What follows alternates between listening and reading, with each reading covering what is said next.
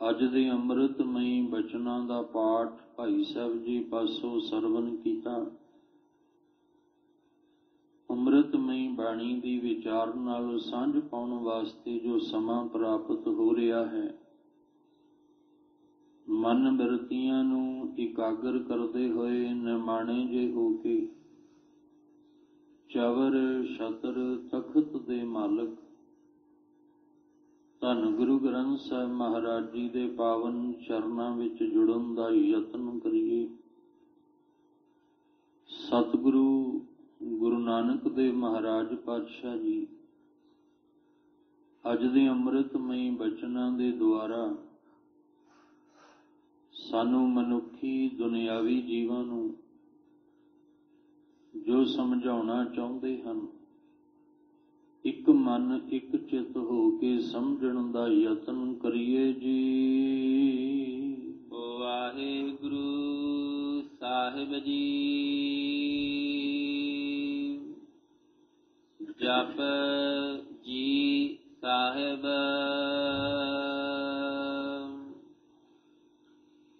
ਪੰਚ ਪਰਵਾਣ ਪੰਚ ਪ੍ਰਦਾਨ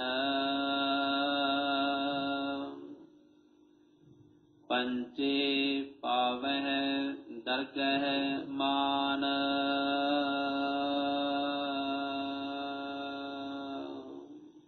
ਆਪ ਜੀ ਰੋਜ਼ਾਨਾ ਇਸ ਅਸਥਾਨ ਤੋਂ ਲੜੀਵਾਰ ਗੁਰਬਾਣੀ ਸ਼ਬਦ ਵਿਚਾਰ ਦੇ ਨਾਲ ਸਾਂਝ ਪਾਉਂਦੇ ਆ ਰਹੇ ਹੋ। ਗੁਰੂ ਨਾਨਕ ਸਾਹਿਬ ਜੀ ਵੱਲੋਂ ਉਚਾਰਨ ਕੀਤੀ ਹੋਈ ਪਵਿੱਤਰ ਬਾਣੀ ਜਪ ਜੀ ਸਾਹਿਬ, ਜੋ ਨਿਤਨੇਮ ਦੇ ਵਿੱਚ ਰੋਜ਼ਾਨਾ ਅੰਮ੍ਰਿਤ ਵੇਲੇ ਅੰਮ੍ਰਿਤਮਈ ਬਾਣੀ ਦਾ ਪਾਠ ਜਾਪ ਕਰਦੇ ਹਾਂ, ਜਿਸ ਵਿੱਚੋਂ ਅੱਜ ਦੀ ਜੋ ਪੌੜੀ ਦਾ ਪਾਠ ਆਪ ਜੀ ਨੇ ਸਰਵਨ ਕੀਤਾ ਹੈ,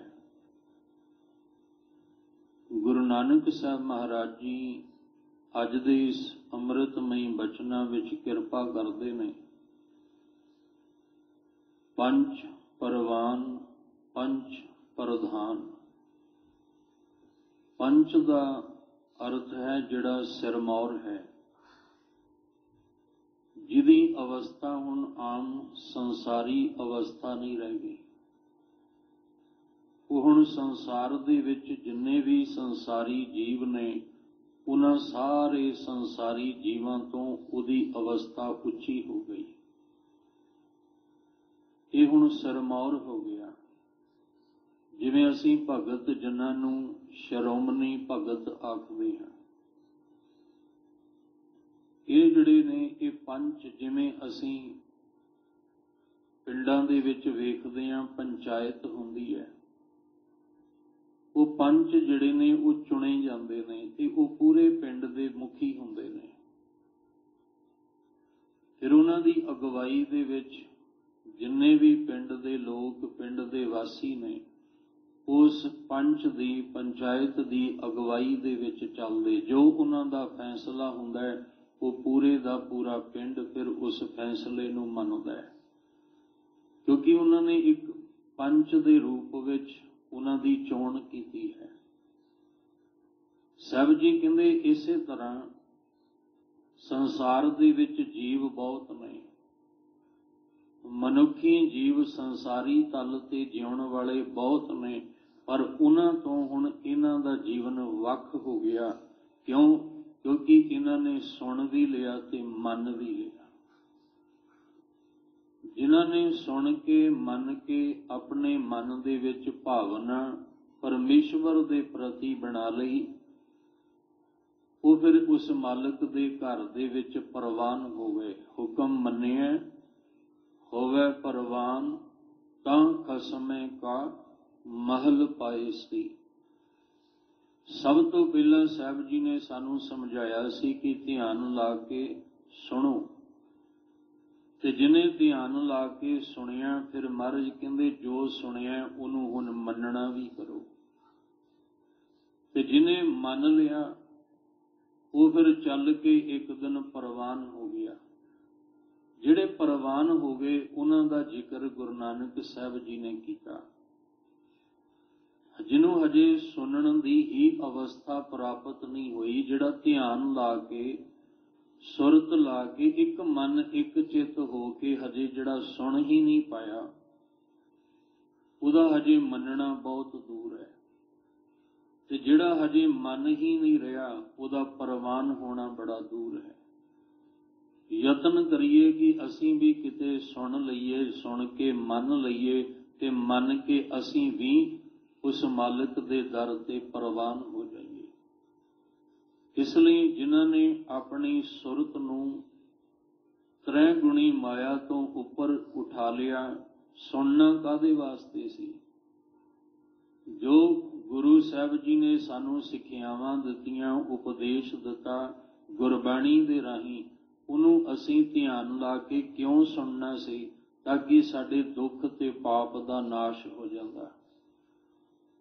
ਤੇ ਜਿਨ੍ਹਾਂ ਨੇ ਸੁਣਿਆ ਉਹਨਾਂ ਦੇ ਦੁੱਖ ਤੇ ਪਾਪ ਦਾ ਨਾਸ਼ ਹੋਇਆ। ਸਭ ਕਹਿੰਦੇ ਹੁਣ ਮੇਰੀ ਅੱਗੇ ਗੱਲ ਜਿਹੜੀ ਹੈ ਉਹ ਧਿਆਨ ਨਾਲ ਮੰਨ ਕੇ ਤੁਰ। ਜੇ ਤੂੰ ਮੰਨ ਕੇ ਤੁਰੇਂਗਾ ਫਿਰ ਵਿਕਾਰਾਂ ਤੋਂ ਤੇਰਾ ਜੀਵਨ ਨਿਰਲੇਪ ਹੋ ਜਾਏਗਾ, ਤੇਰੀ ਸੁਰਤ ਉੱਚੀ ਹੋ ਜਾਏਗੀ, ਤੇਰੇ ਤੈਨੂੰ ਹੋਸ਼ ਆ ਜਾਏਗੀ, ਜਾਗਰਤਾ ਤੇਰੇ ਅੰਦਰ ਆ ਜਾਏਗੀ। ਫਿਰ ਕੋਈ ਵਿਕਾਰ ਤੇਰਾ ਰਸਤਾ ਨਹੀਂ ਰੋਕ ਸਕੇਗਾ, ਕਿਉਂਕਿ ਤੂੰ ਹੁਣ ਆਪਣਾ ਰਸਤਾ ਬਦਲ ਲਿਆ। ਮੰਨਣ ਦਾ ਮਤਲਬ ਕੀ ਹੈ? ਕਿ ਜਿਹੜੇ ਰਸਤੇ ਅਸੀਂ ਤੁਰ ਰਹੇ ਹਾਂ ਉਹ ਰਸਤਾ ਛੱਡ ਕੇ ਸਤਿਗੁਰੂ ਜੀ ਨੇ ਜਿਹੜਾ ਮਾਰਗ ਸਾਨੂੰ ਦੱਸਿਆ ਉਸ ਮਾਰਗ ਤੇ ਤੁਰਨਾ ਹੈ। ਤੇ ਜੇ ਅਸੀਂ ਉਸ ਮਾਰਗ ਤੇ ਤੁਰਾਂਗੇ ਤੇ ਗੁਰੂ ਸਾਹਿਬ ਨੇ ਜ਼ਿਕਰ ਕੀਤਾ ਸੀ, ਮੰਨੈ ਮਾਰਗ ਠਾਕ ਨਾ ਪਾਏ। ਸਭ ਕਹਿੰਦੇ ਫਿਰ ਤੈਨੂੰ ਉਸ ਮਾਰਗ ਦੇ ਉੱਤੇ ਕੋਈ ਰੋਕ ਨਹੀਂ ਸਕੇਗਾ। ਜਿਸ ਮਾਰਗ ਦੇ ਉੱਤੇ ਸਤਿਗੁਰੂ ਜੀ ਨੇ ਸਾਨੂੰ ਤੋਰਿਆ ਹੈ, ਗੁਰਮਤ ਦੇ ਮਾਰਗ ਤੇ, ਸਭ ਕਹਿੰਦੇ ਜਦੋਂ ਤੂੰ ਮਨਮਤ ਦਾ ਰਸਤਾ ਛੱਡ ਕੇ, ਮਾਰਗ ਛੱਡ ਕੇ ਗੁਰਮਤ ਦੇ ਰਸਤੇ ਤੁਰੇਂਗਾ ਤੇ ਫਿਰ ਉਸ ਰਸਤੇ ਤੇ ਕੋਈ ਰੁਕਾਵਟ ਨਹੀਂ ਆਏਗੀ, ਕੋਈ ਤੇਰਾ ਰਸਤਾ ਜਿਹੜਾ ਹੈ ਉਹ ਰੋਕ ਨਹੀਂ ਸਕੇਗਾ, ਕਿਸੇ ਵਿਕਾਰ ਦੀ ਚੋਟ ਤੈਨੂੰ ਨਹੀਂ ਖਾਣੀ ਪਏਗੀ। ਤੂੰ ਮੌਜ ਵਿੱਚ, ਮਸਤੀ ਦੇ ਵਿੱਚ ਆਪਣੇ ਮਾਰਗ, ਉਸ ਰਸਤੇ ਨੂੰ ਤੈਅ ਕਰਦਿਆਂ ਆਪਣੇ ਮੁਕਾਮ ਤੇ ਪਹੁੰਚ ਜਾਏਗਾ। ਹੁਣ ਜਿਹਨੇ ਮੰਨਣਾ ਕੀਤਾ ਤਾਂ ਅੱਜ ਦੀ ਇਸ 16ਵੀਂ ਪੌੜੀ ਦੇ ਵਿੱਚ ਗੁਰੂ ਸਾਹਿਬ ਕਹਿੰਦੇ ਪੰਜ ਪਰਵਾਨ। ਉਹ ਪੰਜ ਨੇ, ਉਹ ਮੁਖੀ ਹੋ ਗਏ, ਉਹ ਸਿਰਮੌਰ ਹੋ ਗਏ, ਜਿਨ੍ਹਾਂ ਉੱਤੇ ਉਸ ਮਾਲਕ ਦੀ ਅਪਾਰ ਬਖਸ਼ਿਸ਼ ਹੋਈ, ਜਿਹੜੇ ਜਮਾਂ ਦੀ ਮਾਰ ਤੋਂ ਵੀ ਬਚ ਗਏ, ਵਿਕਾਰਾਂ ਦੀ ਚੋਟ ਤੋਂ ਵੀ ਬਚ ਗਏ।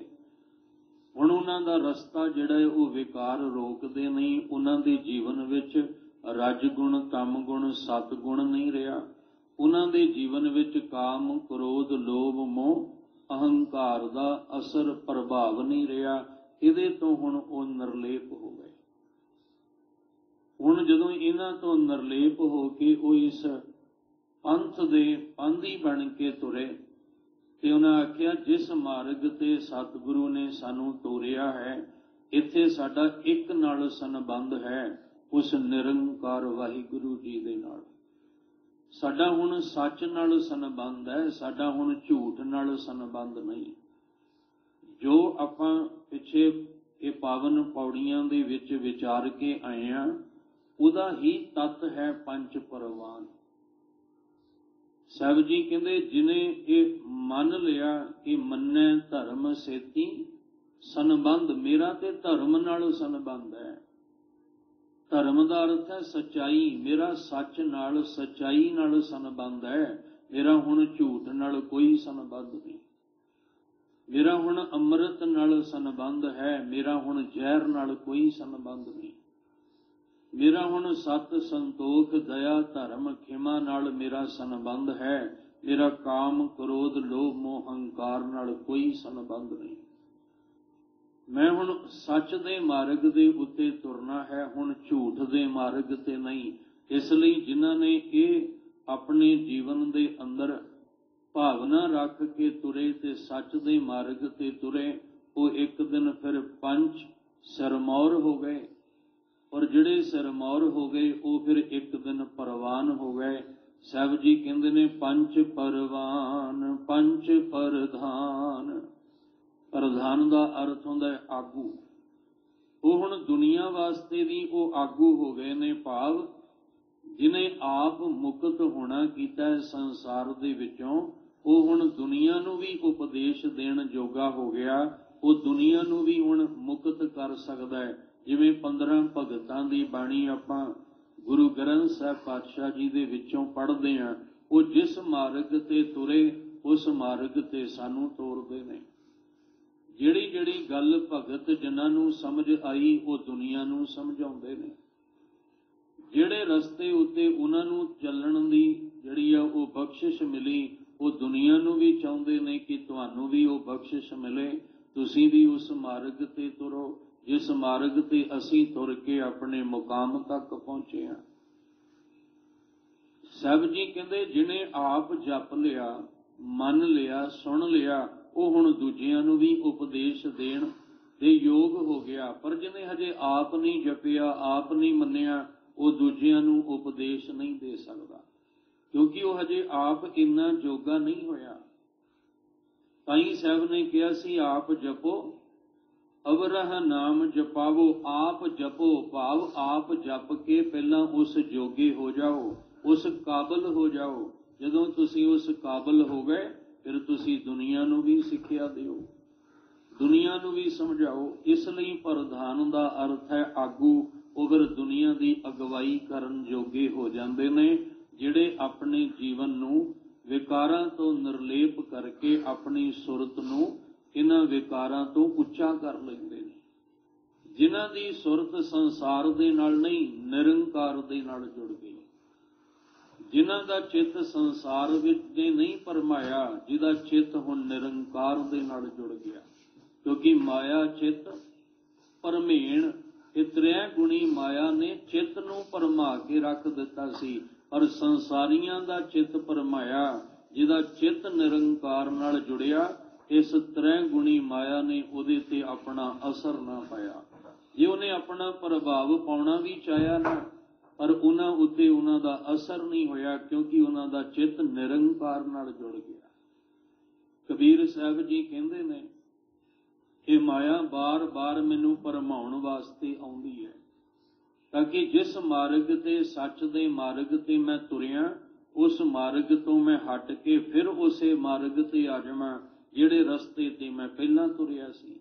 ਇੱਥੇ ਇੱਕ ਬੇਨਤੀ ਕਰਾਂ, ਜਦੋਂ ਕੋਈ ਮਾੜੇ ਕਰਮ ਛੱਡ ਕੇ, ਮਾੜੀਆਂ ਆਦਤਾਂ ਛੱਡ ਕੇ, ਮਾੜਾ ਰਸਤਾ ਛੱਡ ਕੇ ਚੰਗੇ ਰਸਤੇ ਪੈ ਜਾਏ ਨਾ, ਤੇ ਸਾਨੂੰ ਬਾਰ-ਬਾਰ ਉਹਦਾ ਪਿਛੋਕੜ ਜਿਹੜਾ ਉਹ ਫਰੋਲ ਕੇ ਉਹਨੂੰ ਸੁਣਾਉਣਾ ਨਹੀਂ ਚਾਹੀਦਾ ਕਿ ਤੂੰ ਅੱਜ ਸੱਚ ਦੇ ਮਾਰਗ ਤੇ ਤੁਰ ਪਿਆ, ਸਾਨੂੰ ਪਤਾ ਹੈ ਤੇਰਾ ਪਿਛਲਾ ਜੀਵਨ ਕੀ ਹੈ, ਤੂੰ ਤੇ ਆਹ ਕਰਦਾ ਰਿਹਾ, ਉਹ ਕਰਦਾ ਰਿਹਾ। ਉਹ ਜਿਹੜਾ ਅੱਗੇ ਵੱਧਦਾ ਅਸੀਂ ਉਹਨੂੰ ਉਦੋਂ ਪਿਛਾਂਹ ਖਿੱਚ ਲੈਂਦੇ ਹਾਂ। ਬੰਦਾ ਇੱਕ ਦਿਨ ਸੁਣਦਾ, 4 ਦਿਨ ਸੁਣਦਾ, 5ਵੇਂ ਦਿਨ ਕਹਿੰਦਾ ਛੱਡੋ ਪਰਾਂ ਸੱਚ ਦਾ ਮਾਰਗ, ਉਹ ਝੂਠ ਦਾ ਹੀ ਚੰਗਾ ਸੀ, ਕਮ ਸੇ ਕਮ ਲੋਕ ਗੱਲਾਂ ਤੇ ਨਹੀਂ ਸੀ ਕਰਦੇ। ਅਸੀਂ ਉਹਨੂੰ ਸਗੋਂ ਹੌਸਲਾ ਦਈਏ, ਉਹਨੂੰ ਵਧਾਈ ਦਈਏ ਵੀ ਤੂੰ, ਤੇਰੇ ਉੱਤੇ ਮਾਲਕ ਦੀ ਬੜੀ ਕਿਰਪਾ ਹੋ ਗਈ, ਤੂੰ ਇਹ ਮਾੜੇ ਰਸਤੇ ਛੱਡ ਕੇ, ਮਾੜੀ ਸੰਗਤ ਛੱਡ ਕੇ, ਮਾੜੀਆਂ ਆਦਤਾਂ ਛੱਡ ਕੇ ਤੂੰ ਇਸ ਸੱਚ ਦੇ ਮਾਰਗ ਧਰਮ ਦੀ ਪੌੜੀ ਤੇ ਪੈਰ ਰੱਖ ਦਿੱਤਾ। ਅਸੀਂ ਸਗੋਂ ਉਹਨੂੰ ਵਧਾਈ ਦੇਣ ਦੀ ਜਗ੍ਹਾ ਅਸੀਂ ਉਹਦੇ ਪਿਛੋਕੜ ਨੂੰ ਫਰੋਲਦੇ ਹਾਂ। ਉਹਦੀਆਂ ਮਾੜੀਆਂ ਹਰਕਤਾਂ ਜਿਹੜੀਆਂ ਅਸੀਂ ਉਹਨੂੰ ਬੋਲ-ਬੋਲ ਕੇ, ਸੁਣਾ ਕੇ ਦੁਬਾਰਾ ਫਿਰ ਉਹਨੂੰ ਉਸੇ ਰਾਹ ਤੇ ਲਿਆਉਂਦੇ ਹਾਂ। ਪਰ ਕੋਈ ਵਿਰਲਾ ਹੁੰਦਾ ਹੈ ਜਿਹੜਾ ਦੁਨੀਆ ਦੀ ਗੱਲਾਂ ਦੀ ਪਰਵਾਹ ਨਹੀਂ ਕਰਦਾ, ਕਿਉਂਕਿ ਉਹ ਜਦੋਂ ਇਸ ਧਰਮ ਦੀ ਪੌੜੀ ਤੇ ਪੈਰ ਰੱਖਦਾ ਨਾ, ਤੇ ਗੁਰੂ ਸਾਹਿਬ ਕਹਿੰਦੇ ਜਿਸ ਧਰਮ ਦੀ ਪੌੜੀ ਤੇ ਤੂੰ ਪੈਰ ਰੱਖਿਆ, ਧਿਆਨ ਰੱਖੀ, ਇੱਥੇ ਬੜੇ ਆਉਣਗੇ ਤੈਨੂੰ ਡਾਵਾਂ ਡੋਲ ਕਰਨ ਵਾਸਤੇ, ਤੇਰੇ ਪੈਰ ਥੜਕਾਉਣ ਵਾਸਤੇ, ਤੈਨੂੰ ਡੇਗਣ ਵਾਸਤੇ, ਤੈਨੂੰ ਬਦਨਾਮ ਕਰਨ ਵਾਸਤੇ ਬਹੁਤ ਆਉਣਗੇ, ਪਰ ਤੂੰ ਆਪਣੀ ਮਸਤੀ ਵਿੱਚ ਤੁਰਿਆ ਰਹਿ। ਹਰ ਜਨ ਰਾਮ ਨਾਮ ਗੁਣ ਗਾਵੇ, ਜੇ ਕੋਈ ਨਿੰਦ ਕਰੇ ਹਰ ਜਨ ਕੀ ਆਪਣਾ ਗੁਣ ਨਾ ਗਵਾਵੇ। ਤੂੰ ਆਪਣਾ ਗੁਣ ਨਹੀਂ ਗਵਾਉਣਾ, ਤੂੰ ਜਿਸ ਧਰਮ ਦੀ ਪੌੜੀ ਤੇ ਪੈਰ ਰੱਖਿਆ ਬਸ ਅੱਗੇ ਨੂੰ ਵਧੀ, ਲੋਕਾਂ ਦੀ ਗੱਲਾਂ ਦੀ ਪਰਵਾਹ ਨਾ ਕਰੀ, क्योंकि जे लोक यही ते माया है, जिन्हें तेनू भरमा लेना ते तू अपना पैर पिछां नूं हटा लेगा, ते जे एक बार पिछां नूं पैर मुड़ गया, अगे इस धर्म की पौड़ी ते पैर रखना औखा हो जाएगा। संत का मार्ग धर्म की पौड़ी को वड भागी पाए। आ जिहड़ा मार्ग है ना, जिथे मन नूं शांत रखना है, संत मन नूं शांत, इंद्रियां नूं शांत रखना, धर्म सच दे पौड़ी ते पैर रखना, ये कोई वड्डे भागां वाला ही हुंदा है जिहड़ा इस मन नूं शांत रख के, इंद्रियां नूं शांत रख के ते धर्म सच दी पौड़ी ते पैर रख के अगे वध जांदा है। इसलिए इत्थे सानूं कोई देखो, अक्सर सच दे राह ते चलण वालियां नूं ही लोक बदनाम करदे आ, उन्हां दी होई लोक बुरियाई करदे आ। झूठे दी बुरियाई कौन करदा है? माड़े दी बुरियाई कौन, माड़े नूं बदनाम कौन करदा है? हमेशा बदनाम सच दे मार्ग ते तुरन वाले नूं कीता जांदा है। क्यों? क्योंकि ये इस मार्ग ते तुर ना सके। पर जिन्हां ने परवाह नहीं कीती, जिहड़े बस तुरे रहे, सुन के मन के मनन करके तुरे रहे, वो एक दिन फिर आगू बन के वो दुनिया नूं भी समझाउंदे होए एक दिन मालक दे घर विच परवान हो गए। वो परवाने गए, वो सिरमौर हो गए इस दुनिया दे विच। सब कहंदे जिहड़े परवान होए, पंचह पावह दरगह मान।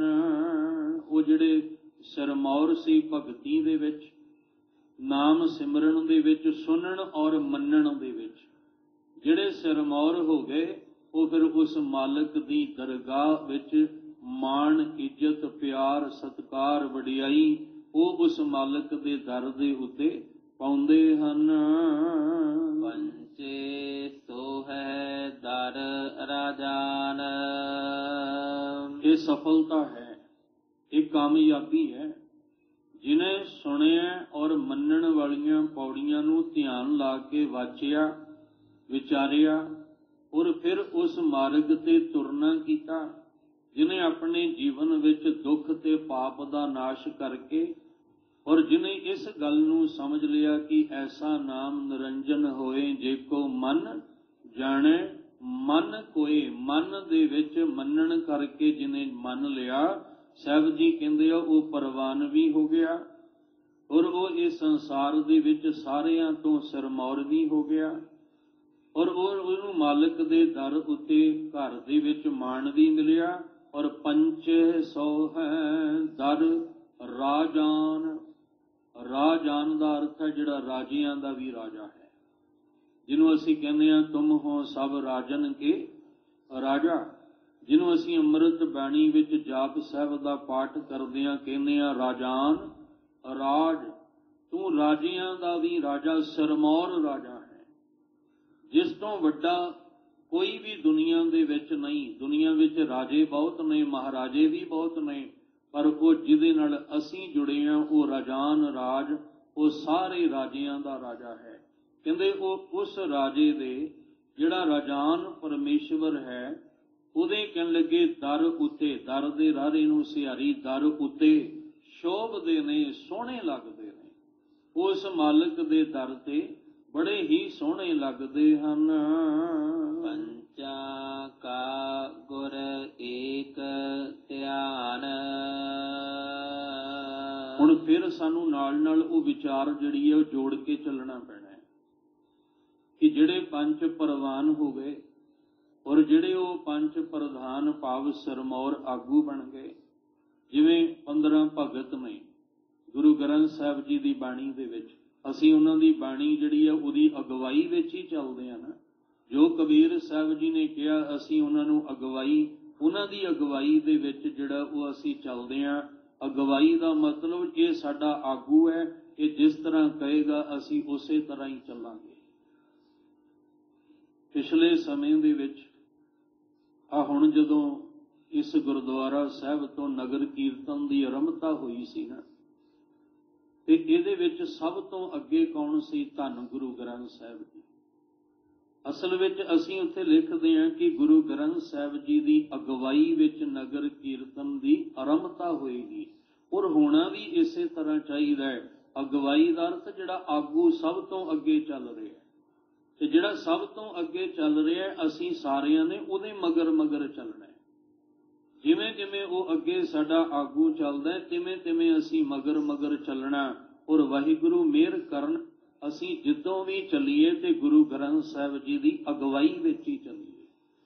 ਅਗਾਂਹ ਸਭ ਤੋਂ ਅੱਗੇ ਧੰਨ ਗੁਰੂ ਗ੍ਰੰਥ ਸਾਹਿਬ ਮਹਾਰਾਜ ਜੀ ਨੂੰ ਰੱਖ ਕੇ ਹੀ ਚੱਲੀਏ ਕਿ ਲੋਕਾਂ ਨੂੰ ਵੀ, ਜਿਹੜੇ ਦੁਨੀਆ ਵਿੱਚ ਲੋਕ ਆਸ-ਪਾਸ ਵੇਖਣ ਵਾਲੇ, ਉਹਨਾਂ ਨੂੰ ਵੀ ਇਹ ਪਤਾ ਲੱਗ ਜਾਏ ਵੀ ਜਿੰਨੇ ਵੀ ਮਗਰ ਸੰਗਤ ਰੂਪ ਵਿੱਚ ਆ ਰਹੇ ਨੇ ਉਹ ਸਾਰਿਆਂ ਦਾ ਆਗੂ ਕੌਣ ਹੈ? ਧੰਨ ਗੁਰੂ ਗ੍ਰੰਥ ਸਾਹਿਬ। ਇਸੇ ਤਰ੍ਹਾਂ ਜਿਹੜੇ ਭਗਤਾਂ ਦੀ ਬਾਣੀ ਗੁਰੂ ਗ੍ਰੰਥ ਸਾਹਿਬ ਵਿੱਚ ਹੈ, ਜਦੋਂ ਅਸੀਂ ਉਹਨਾਂ ਦੇ ਸ਼ਬਦ, ਉਹਨਾਂ ਦੇ ਸ਼ਲੋਕ ਪੜ੍ਹਦੇ ਹਾਂ, ਉਹਦੀ ਅਗਵਾਈ ਭਾਵ ਉਹਨਾਂ ਦੀ ਰੋਸ਼ਨੀ ਵਿੱਚ ਚੱਲਦੇ ਹਾਂ। ਸਾਹਿਬ ਜੀ ਕਹਿੰਦੇ ਨੇ ਉਹ ਮਾਲਕ ਦੇ ਦਰ ਉੱਤੇ ਸ਼ੋਭਦੇ ਨੇ।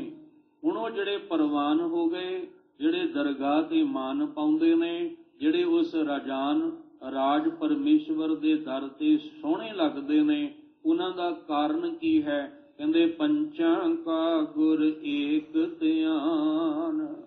ਉਹਨਾਂ ਦਾ ਗੁਰ ਇੱਕ ਹੁੰਦਾ ਹੈ, ਉਹਨਾਂ ਦਾ ਗੁਰੂ ਇੱਕ ਹੁੰਦਾ ਹੈ। ਉਹ ਗੁਰੂ ਨਹੀਂ ਬਦਲਦੇ ਆਪਣੇ, ਉਹ ਗਿਆਨ ਦੇਣ ਵਾਲੇ ਨੂੰ ਛੱਡ ਕੇ ਕਿਸੇ ਹੋਰ ਦੇ ਮਗਰ ਨਹੀਂ ਲੱਗ ਜਾਂਦੇ, ਜਾਂ ਉਹਨਾਂ ਸਾਰਿਆਂ ਦਾ ਧਿਆਨ ਆਪਣੇ ਇੱਕ ਗੁਰੂ ਵੱਲ ਹੁੰਦਾ ਹੈ। ਇਹ ਨਹੀਂ ਕਿ ਬੈਠਾ ਗੁਰੂ ਦੇ ਚਰਨਾਂ ਵਿੱਚ ਧਿਆਨ ਕਿਤੇ ਹੋਰ ਹੈ।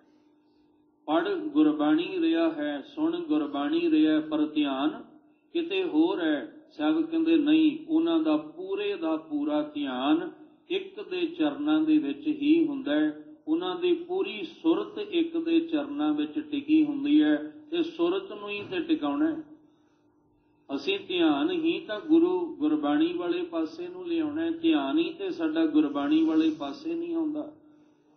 ਕੀਰਤਨ ਸੁਣ ਰਹੇ ਹਾਂ, ਕਥਾ ਸੁਣ ਰਹੇ ਹਾਂ, ਪਾਠ ਸੁਣ ਰਹੇ ਹਾਂ, ਜਾਂ ਗੁਰਬਾਣੀ ਦਾ ਪਾਠ ਕਰ ਰਹੇ ਹਾਂ, ਉਹ ਸਭ ਕੁਝ ਹੋ ਰਿਹਾ ਹੈ, ਪਰ ਧਿਆਨ ਹੋਰ ਪਾਸੇ ਹੈ। ਇਸੇ ਧਿਆਨ ਨੂੰ ਹੀ ਅਸੀਂ ਗੁਰੂ ਚਰਨਾਂ ਦੇ ਵਿੱਚ ਲਾਉਣਾ। ਇਹੀ ਤੇ ਸਾਡੀ ਮਿਹਨਤ ਹੈ। ਬੰਦਾ ਕਹਿੰਦਾ ਗੁਰਬਾਣੀ ਪੜ੍ਹਨ ਸੁਣਨ ਵਿੱਚ ਕਿਹੜਾ ਜ਼ੋਰ ਲੱਗਣਾ? ਜੇ ਆਪਾਂ ਵਾਹਿਗੁਰੂ ਵਾਹਿਗੁਰੂ ਵੀ ਰਿਪੀਟ ਕਰੀ ਚਲੀਏ ਬਾਰ-ਬਾਰ, ਉਹਦੇ ਵਿੱਚ ਕਿਹੜਾ ਜ਼ੋਰ ਲੱਗਣਾ? ਜ਼ੋਰ ਤੇ ਲੱਗਣਾ ਜਦੋਂ ਤੂੰ ਧਿਆਨ ਵਾਹਿਗੁਰੂ ਵਿੱਚ ਲਾਏਂਗਾ। ਜ਼ੋਰ ਤੇ ਉਦੋਂ ਲੱਗਣਾ ਜਦੋਂ ਗੁਰਬਾਣੀ ਦਾ ਪਾਠ ਕਰਦੇ ਆ, ਤੂੰ ਆਪਣਾ ਧਿਆਨ ਉਹਦੇ ਵਿੱਚ ਲਾਏਂਗਾ, ਉੱਥੇ ਆ ਕੇ ਜ਼ੋਰ ਲੱਗਣਾ ਹੈ। ਤੇ ਜਦੋਂ ਤੂੰ ਧਿਆਨ ਲਾਉਣ ਦੀ ਕੋਸ਼ਿਸ਼ ਕਰੇਂਗਾ, ਕਈ ਵਾਰੀ ਪਰੇਸ਼ਾਨ ਵੀ ਹੋ ਜਾਏਗਾ ਵੀ ਧਿਆਨ ਤੇ ਲੱਗਦਾ ਹੀ ਕੋਈ ਨਹੀਂ ਪਿਆ। ਤੂੰ ਉਤਾਵਲਾ ਹੋ ਜਾਏਗਾ, ਮਨ ਤੇਰਾ ਕਾਹਲਾ ਵੀ ਪੈ ਜਾਏਗਾ ਵੀ ਧਿਆਨ ਤੇ ਲੱਗਦਾ ਹੀ ਨਹੀਂ ਪਿਆ। ਇਹੀ ਤੇ ਮਿਹਨਤ ਹੈ, ਇਹੀ ਸਾਡੀ ਮਸ਼ੱਕਤ ਹੈ, ਇਹੀ ਸਾਡੀ ਘਾਲਣਾ ਹੈ। ਸਾਹਿਬ ਜੀ ਕਹਿੰਦੇ ਜਿੰਨੀ ਨਾਮ ਧਿਆਇਆ ਗਏ ਮਸ਼ੱਕਤ ਘਾਲ। ਉਹਨਾਂ ਦੀ ਮਸ਼ੱਕਤ, ਮਿਹਨਤ, ਉਹਨਾਂ ਦੀ ਘਾਲਣਾ ਘਾਲੀ ਹੋਈ ਸਫਲ ਹੋ ਗਈ, ਜਿਨ੍ਹਾਂ ਨੇ ਧਿਆਨ ਪੂਰਾ ਇੱਕ ਦੇ ਚਰਨਾਂ ਵਿੱਚ ਟਿਕਾ ਕੇ ਉਹਦੇ ਨਾਮ ਦਾ ਸਿਮਰਨ ਕੀਤਾ ਹੈ। ਸਾਹਿਬ ਜੀ ਕਹਿੰਦੇ ਆਪਣੀ ਅਵਸਥਾ ਇਹ ਬਣਾ ਕੇ ਇਹ ਮਨ ਹਰਿ ਜੀ ਧਿਆਏ ਤੂੰ, ਇੱਕ ਮਨ ਇੱਕ ਚਿੱਤ ਭਾਏ। ਹੁਣ ਇੱਕ ਮਨ ਇੱਕ ਚਿੱਤ ਕਿੱਥੇ ਹੁੰਦਾ ਹੈ ਸਾਡਾ? ਜਦੋਂ ਇੱਕ ਮਨ ਇੱਕ ਚਿੱਤ ਹੋ ਜਾਏਗਾ ਤੇ ਸਾਡੀ ਅਵਸਥਾ ਵੀ ਫਿਰ ਇਹਨਾਂ ਪੰਚਾਂ ਵਾਲੀ ਹੋ ਜਾਏਗੀ। ਅਸੀਂ ਵੀ ਉਸ ਮਾਲਕ ਦੇ ਦਰ ਤੇ ਪ੍ਰਵਾਨ ਹੋ ਜਾਾਂਗੇ। ਸਾਹਿਬ ਕਹਿੰਦੇ ਇਹ ਕਿਉਂ ਪ੍ਰਵਾਨ ਹੋ ਗਏ ਔਰ ਉਸ ਮਾਲਕ ਦੇ ਘਰ ਵਿੱਚ ਕਿਉਂ ਇਹ ਸੋਹਣੇ ਲੱਗਦੇ ਆ? ਪੰਚਾਂ ਕਾ ਗੁਰ ਏਕ ਧਿਆਨ। ਉਹਨਾਂ ਦਾ ਕੇਂਦਰ ਇੱਕ ਹੁੰਦਾ ਹੈ, ਉਹਨਾਂ ਦਾ ਧਿਆਨ ਇੱਕ ਪਾਸੇ ਹੁੰਦਾ ਹੈ। ਉਹ ਇੱਕ ਤੋਂ ਹੀ ਗਿਆਨ ਲੈਂਦੇ ਨੇ, ਉਹ ਵੱਖ-ਵੱਖ ਥਾਵਾਂ ਤੇ ਭਟਕਦੇ ਨਹੀਂ। ਉਹ ਇੱਕ ਨਾਲ ਹੀ ਜੁੜ ਜਾਂਦੇ ਨੇ। ਉਹਨਾਂ ਦਾ ਕੇਂਦਰ ਇੱਕ ਹੁੰਦਾ ਹੈ, ਉਹਨਾਂ ਦੀ ਸੁਰਤ ਇੱਕ ਨਾਲ ਜੁੜਦੀ, ਉਹਨਾਂ ਦਾ ਧਿਆਨ ਇੱਕ ਨਾਲ ਜੁੜਦਾ ਹੈ, ਔਰ ਇੱਕ ਤੋਂ ਹੀ ਉਹ ਸਾਰੀਆਂ ਬਖਸ਼ਿਸ਼ਾਂ ਪ੍ਰਾਪਤ ਕਰਨ ਦੀ ਅਵਸਥਾ ਦੇ ਮਾਲਕ ਹੁੰਦੇ ਹਨ। ਜੇ ਕੋ ਕਹਿ ਕਰੈ ਵਿਚਾਰ। ਗੁਰੂ ਨਾਨਕ ਦੇਵ ਮਹਾਰਾਜ ਜੀ ਕਹਿੰਦੇ ਵੀ ਜੇ ਇਹਦੇ ਉੱਤੇ ਕਿਸੇ ਨੇ ਕੁਝ ਕਹਿਣਾ ਹੈ ਨਾ, ਤੇ ਪਹਿਲਾਂ ਵਿਚਾਰ ਲਵੇ, ਕਿਉਂਕਿ ਹਰ ਇੱਕ ਦੀ ਆਪਣੀ ਆਪਣੀ ਮੱਤ ਹੈ, ਬੁੱਧ ਹੈ। ਹਰ ਕੋਈ ਕਹਿੰਦਾ ਵੀ ਮੇਰੇ ਕੋਲ ਗਿਆਨ ਹੈ, ਮੈਂ ਗਿਆਨਵਾਨ ਹਾਂ। ਤੇ ਸਾਹਿਬ ਕਹਿੰਦੇ ਆਹ ਜਿਹੜੀਆਂ ਗੱਲਾਂ ਹੁਣ ਤੱਕ ਕੀਤੀਆਂ ਨੇ, ਜੇ ਕੋ ਕਹੈ, ਜੇ ਇਹਦੇ ਉੱਤੇ ਕੋਈ ਆਪਣੀ ਵਿਚਾਰ ਕਹਿਣਾ ਚਾਹੁੰਦਾ ਹੈ ਤਾਂ ਕੀ ਕਰੇ? ਕਰੇ ਵਿਚਾਰ। ਤਾਂ ਸਾਹਿਬ ਕਹਿੰਦੇ ਫਿਰ ਬੈਠ ਕੇ ਵਿਚਾਰ ਕਰ ਲਵੇ। ਜਦੋਂ ਉਹ ਵਿਚਾਰ ਕਰੇਗਾ ਤੇ ਉਹ ਇਹੀ ਕਹੇਗਾ ਕਿ ਮੇਰੇ ਮਾਲਕ ਜੀ, ਇੱਥੇ ਆ ਕੇ ਮੇਰੀ ਮੱਤ ਫੇਲ ਹੋ ਗਈ, ਇੱਥੇ ਆ ਕੇ ਮੇਰਾ ਗਿਆਨ ਜਿਹੜਾ ਸੀ ਉਹ ਅਧੂਰਾ ਰਹਿ ਗਿਆ, ਕਿਉਂਕਿ ਤੁਹਾਡੇ ਗਿਆਨ ਅੱਗੇ ਮੇਰਾ ਗਿਆਨ ਅਧੂਰਾ ਹੈ, ਤੁਹਾਡੀ ਮੱਤ ਅੱਗੇ ਮੇਰੀ ਮੱਤ ਅਧੂਰੀ ਹੈ। ਇੱਥੇ ਫਿਰ ਗੁਰੂ ਨਾਨਕ ਸਾਹਿਬ ਜੀ ਦੀ ਵਿਚਾਰਧਾਰਾ ਤੋਂ ਉੱਪਰ ਹੋ ਕੇ ਨਹੀਂ ਚੱਲਿਆ ਜਾ ਸਕਦਾ।